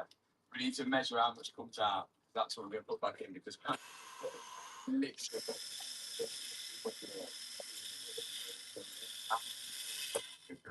4.1. 4.1. That's it. 4.5. Look how much this talking looks. Good transition here, Leon. on then. I didn't want to get done earlier because I thought I might not get a job. So I thought I'd got past that point now and I might as well quit. And I think like it just looks normal. Do you know everyone I've spoken to who don't know I've got that tattoo that ain't spoken to me any different yet? Well, that's the scary thing. And when I go into a shop though, I noticed that they do shut the doors afterwards and they put something on the door. Oh, what would be my advice for people who are getting a tattoo? Send it on your neck. My dad's gonna get a tattoo. 4 million subscribers on the second channel. My dad's gonna get a tattoo. Subscribe now. My dad's gonna get a tattoo. Top comment gets to choose the tattoo. Subscribe. 2 liters. Only 2. Right. I'm on doing all these. 2 liters to run that car. No wonder it's tapping. Right. This one's gonna be a hard one now. It's getting there. That was good. Not much, is it? Do you know, for, what is it, 4 litre? 4 litre, which gets really high temperature, it gets thrashed and have a really high red line, to have a 20,000 mile service interval when there's only 4 litres of oils in there, it's mad. Those 4 litres have got to last 20,000 miles. That's a bit crazy. Yeah. Oh, that. Didn't have anything. What the hell? The next lot of oil. Hopefully. Where's the rest of it? Next step, oil filter. It is very dark. And there's no way you'd leave that to 20,000 miles. Oh, good catch. Oh, that's a litre. Just about. So we've got about 4 out. 4.1 litres, yeah. Clean it up. New filter, new oil in. See if it runs all right. Okay, bung's going back in. Okay. New oil filter. How much one in there? Just a little bit. Whoa, it's green. Is that the right stuff? That might be. The oil would green in the GC3 RS. That'll do. Because I'm going to tilt it, I reckon. At least we know if you have got an oil lead, it'll be green. 3, 2, 1. It must be apple flavour. Hey, can I have that rag? Hey, yeah, that is the rag. Thanks, man. No worries, man. Oil filter on. Let's put some oil in now. I found out why it's making the weird noise. Look, the OPF sensor is no longer connected to the exhaust. Oh, so it's not my fault. Hey. Well, guess what? That was connected to the exhaust before you drove it. Oh, but how do you know it's not done it a while ago when you drove it? Because it didn't make that noise when I was driving. I wasn't listening for that noise. But you must have been putting your foot so hard to the floor that it unwound the threads, and it did that, and then you went underneath and loosened it all the way up, and then took the bolt out and hit it against the windshield. Oh my God. In all seriousness, whilst we're here as well, I've also had an update from Ferrari, which is coming soon. Right, how much we putting in? 5 litres. So one left over. Yeah. Couldn't come after that. I don't know how quick around it. Can you one bang it? One bang it. How high can you go? This is why this car's got crap windscreen. Stunts like that. What? By how high can you go? I've not jumped it. Out of the GT3 and the GT3 RS, which do you prefer? Depends if you're on track or on road. If you're on the track, GT3 RS. If you're on the road, GT3. So if someone was looking to buy a Porsche and they only drove on the road, they get the GT3. No, just get GT3 RS, but don't put Manti kit on it. Unless you go in on the track, then put Manti kit on it, because then it's faster. But if you're driving on the road with a Manti kit, 1, you look a bit silly. 2, oh my God, it's so quick and bounce it. I think it was quite cool on the road. It's so aggressive on the rear wing. You just come out of the mob. There. Is this the one bang? Sure, it's terrible. Too bad. Sure, it's not very liquid. I've never seen green oil before. It would be a good prank, wouldn't it, for them to switch the oil with Yeah, very liquid. Porsche did own the majority of Bugatti, so it wouldn't surprise me if they are pranking it. Very liquid, and I start it and it just becomes a bubble machine.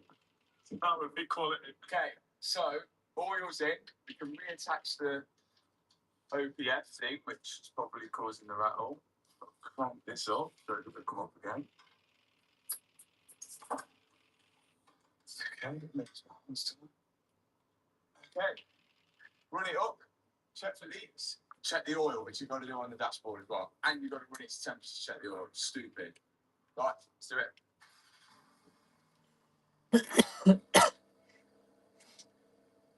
Oil not available. Engine not warm. which is so stupid. Obviously, it's got an engine management light on because of the sporty exhaust, which doesn't really matter. Let's say winter temperature, check the oil, make sure it's all good. But the rattle seems to have gone. It's probably just that OPF sensor. The sound is not better. Minimum, maximum, or bang on? I think it's going to be bang on. Boom! Oil level good. Let's get it out. What up, guys? Maxwell Solly here. I'm here at Box. Whoa, I think this is even better. Expedition Charizard. Even better. We take these Charizard all day. There's only 2 of these in the whole world that are graded in PSA 10. Okay, we're taking that. You're keeping that card? This is just amazing. And you can see what you can win. Make sure you guys bless yourself like how I got blessed on Box. Check them out on box.gg. Get blessed, man.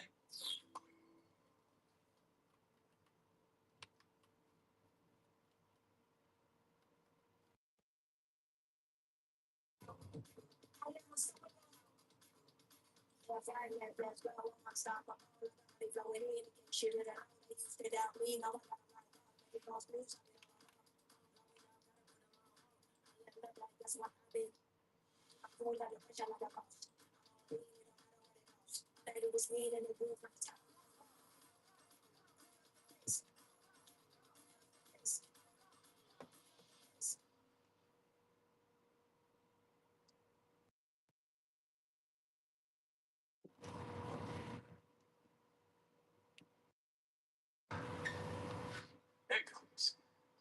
We've been through absolutely everything, as I've explained. We've done everything, and it's got so far, and it's been there over a week, and even they were scratching their heads on it because if I crash damage 296 before, and the ignition comes straight on, and then they have to work their way around it from there. So let's go through each fault, and then also the bill at the end of what it's cost me to get. Still, to this point here, when we plugged in the hybrid battery, the battery wouldn't charge. There was only one flashing blue light on the Ferrari charger, and it requires the hybrid battery to start the car because that's what turns the engine over. It doesn't have a starter motor, it has just a hybrid which spins over the engine, and that's what starts the car. So without that hybrid power, we won't be able to start it. So we thought the battery was completely flat, and the last time we was able to actually charge the car was in Cyprus. And then since it come back to Cyprus, which took months, it wouldn't charge again. And we thought, well, it's got to be that the hybrid battery is completely flat. So lost communication. We took it out many times to try and find the issue with it. Could not find the issue with it, and it would not start. In the end, I ended up having to spend £15,000 on a new battery. So the first thing that happened when we went to Ferrari is before they tackle anything, they wanted to get the hybrid battery charged, and they found one issue. Remember, this is the original battery back in because the other Ferraris guy couldn't align the car with the new battery. So we had to put the old battery back in, which still didn't work. But this time, locks in. 2 chargers, and the hybrid is charging. And that was one stupid little thing. The whole reason why this hybrid battery wasn't charging from the moment we took it back from Cyprus, which doesn't explain anywhere in the manuals, on the dashboard, or anything, one simple thing. The electronic handbrake, which is here, needs to be on. Now, how do we move a car from Cyprus to here without the car starting and the electronic handbrake was stuck on? Of course, we unplugged it and wound it out so we could push around the car. And since then, we've never been able to put the handbrake back on because we've never had any ignition on the dashboard. But that explains why it charged in Cyprus and not here, because as soon as we moved it from its position in Cyprus, we took the handbrake off and never put it back on again. So the reason why the handbrake needs to be on is so the car doesn't roll away with the charger plugged in and it causes a fire. So I could have wasted the money on the battery at the minute. Could have wasted the money on the hybrid battery. But we didn't because they still couldn't get it started. So remember all the modifications that we did to the radiators, the aircon, and they did say specifically that the aircon does cool the hybrid battery, especially when it's charging. And they said that the fans at the minute, we changed the 2 radiators each side to 1 huge radiator in the middle, like the Challenge car. But then we had to mount the fan in the middle, which means there was meant to be 2 fans. We just tied 1 here because we didn't know whether this was causing the issue and why would it started. So we wanted to have everything plugged in. So it should have 2 fans. At the minute, it's only got 1, and it's on the radiator for the engine cooling. So the 2 AC radiators on each side, which actually help cool the battery, are not being cooled. So they said when they plugged in the hybrid and it was charging, these fans were going mental because it thinks it's trying to suck air into the aircon condenser radiators. And it obviously wasn't because the radiators are there and down there. So to cool them down and prevent it from overheating, we said down leaf blowers to cool it down. That's something that we've got to do. After that, they still couldn't get on the ignition to read any fault codes or anything like that. They were going around scratching their heads for ages. I had regular updates. They couldn't figure it out. And then eventually, what they did try is a new steering wheel. Because on these cars, they have a start-stop button here in the middle. Now, mine ignited. And the funny thing is as well, we tried the same thing. I didn't even film this in my videos, but I bought a steering wheel from Eurospares off a breaker's car because, again, we had the question, we wanted to eliminate whether that engine start-stop button, the haptic one, actually didn't work. So I bought this one, tried that onto it, still had the same issue. Start-stop button lights off, all the other buttons work on it. We couldn't get any further. So, like, we assumed it can't be the steering wheel. And I wanted to return this, but when we got returned, it got damaged, so we're stuck with this steering wheel at the minute. They tried a new steering wheel on, which is a brand new one. And after they tried it,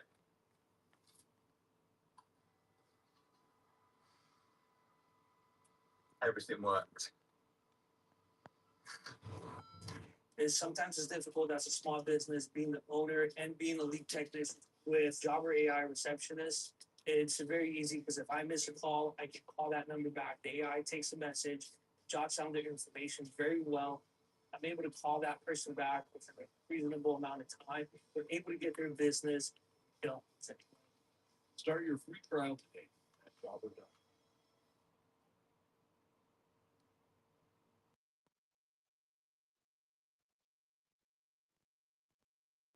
Watch the FIFA World Cup live on Fox and FS1, June 11th through July 19th.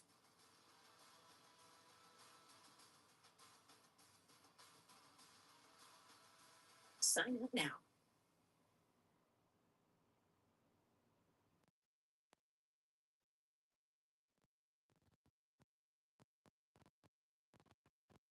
So we have 1 warning light on the dash.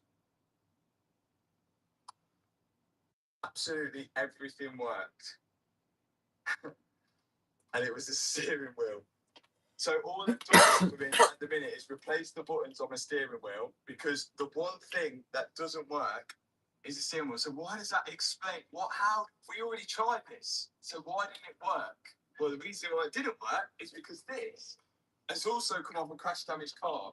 And these are all touchscreen buttons. And what must happen is when the airbag explodes, which the airbag must have exploded on this because it's come off a crash damaged car, they found that it overheated some of the wires and the connectors in the actual start-stop area. So I bought a whole steering wheel thinking that it might be the start-stop button and had the same issue.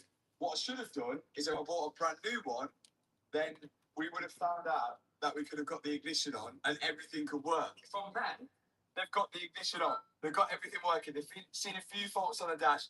The clutch needed bleeding, coolant needed bleeding, so they've done all of that for me as well. They've got everything running with only literally 1 fault left on the dash, and it's the system not programming. It's because we've got like different registration plate lights, wiring, and everything for the kit. But for the first time ever, it's a shame we couldn't get this moment whilst we was at Ferrari.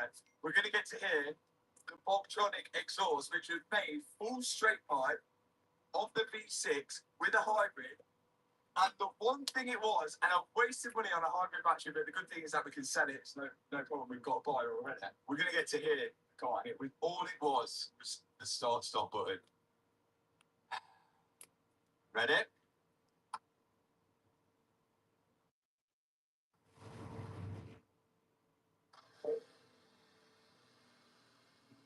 It's on.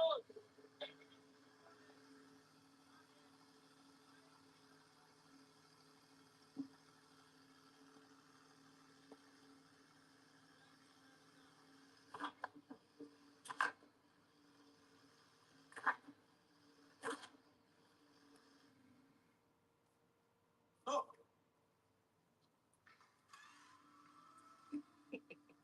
That's just so weird. You can't go from that noise to that, can you?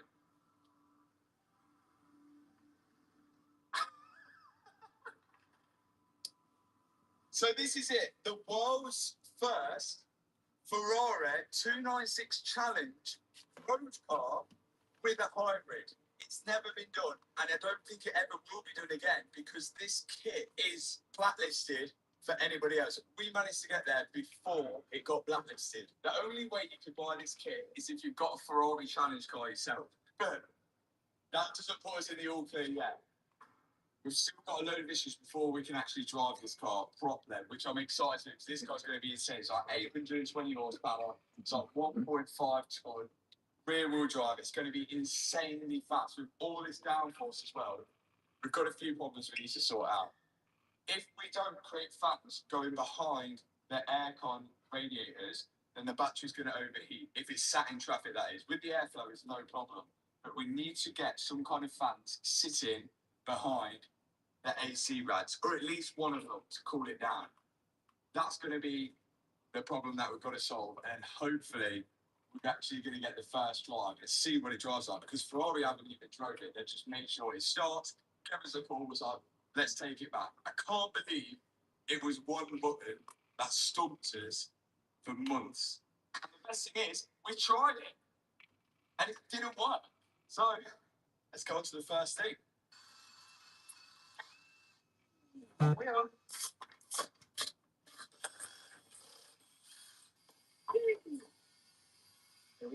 Here we go.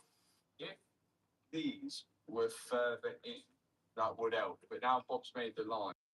So it's a shame we can't mount a fan to the back, but then that's going to bring it out too far and we probably won't get the bumper on. And then this will not get the floor.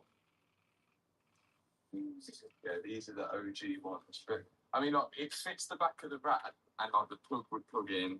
That needs to be the mount, doesn't it? So this plastic original housing, we can get this to mount on Bob's brackets. And the issue is at the minute we can't move around these rads too much because the lines have been made from. So we don't want to have to remake all the lines. So we're just trying to work out how to mount it top there. It needs to mount high enough so the under tray can go on, which like really is like here, isn't it? So it is quite low. We haven't even tried it with that radiator on yet.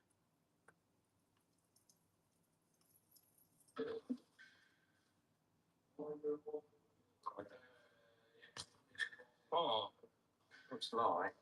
Oh, we haven't done it. That fits really good. Just that corner will have to come out, but that's. Yeah, if we could mount that to there and the radiator can mount to that. So basically, this car's a prototype. All of this we prototyping. Then once we've got it spot on and everything works, we can create stuff for real and make loads of different ones so people buy them as 296 Challenge hybrid road cars. But if Ferrari asks, we're not going to do that, and we'll make it cheaper than the original 296. How are we going to make money then? See, no, so like because basically like like 296 on brand new is like £1 million or how much is it? Like 300 grand or something. So we buy a second hand one and then do this to it, but then make the price for one of these ones cheaper than what it would be to buy 296 brand new. Ah, I like it. So like you see what I mean? See what I'm getting at? So like it makes more sense instead of buying a brand new 296, you buy a Challenge road car. Do you know that on your neck? Has it affected your brain? I think we do 26. Well, if that's not give it at one. Like 296. It's like the 926. And it's the year 2026. Yeah, so we're going to do all of them this year, aren't we? This is the first, so there's 25 left to do. So you've got to pick 24 kids. Can we have one? I'm really trying to improve my flexibility this year, so I asked ChatGPT to help me come up with a few stretches I can do every day. They're super easy to incorporate before or after a workout or before bed, and it only takes me 10 minutes.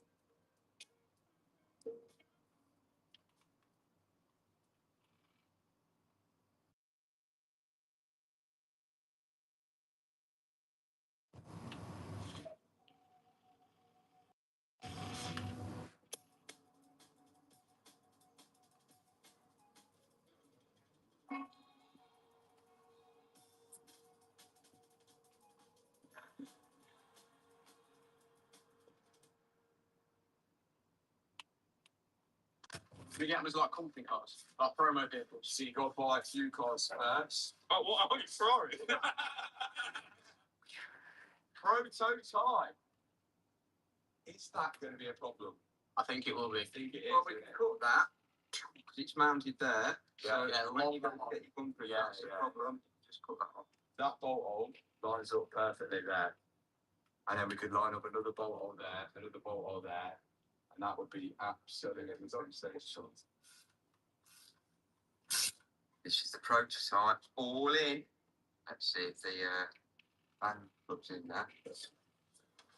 Oh, look at that.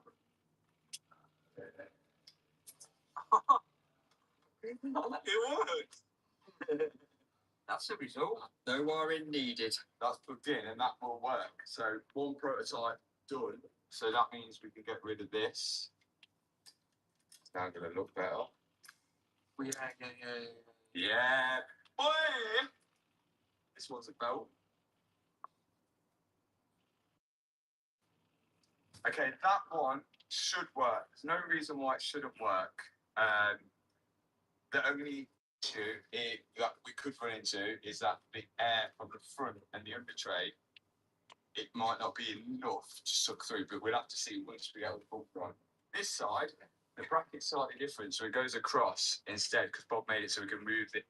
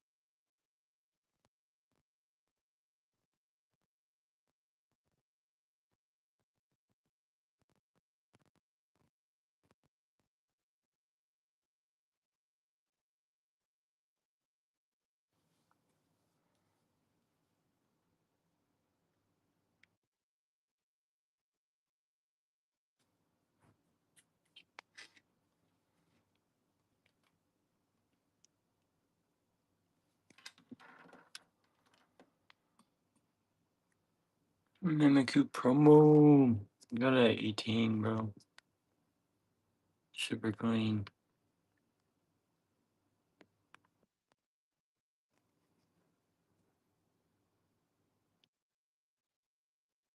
Bundle up, I could go lower. It's centered and it's clean. I couldn't do a flip, bro. I don't make enough on here, sadly. Sorry, boss.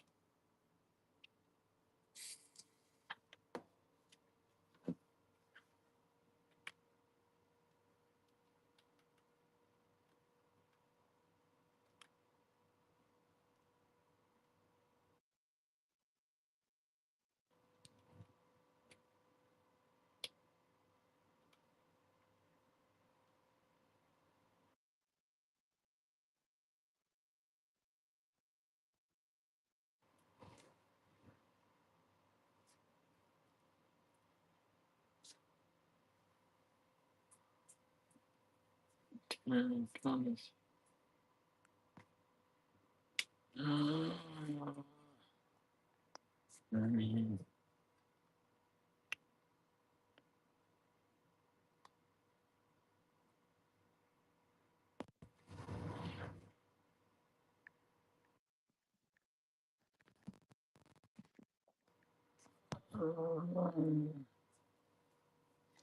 Fuck it, dude. Let's see. Heads or tails? I'm gonna do it right here on the table.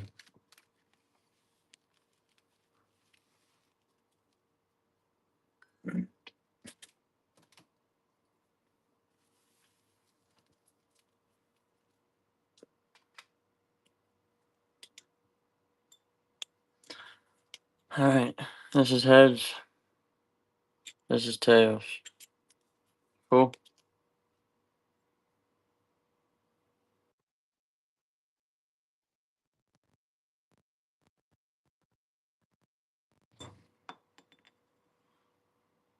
Got it.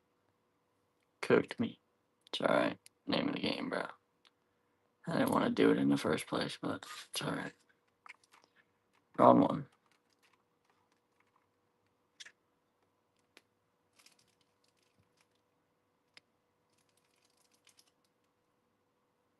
You didn't want it?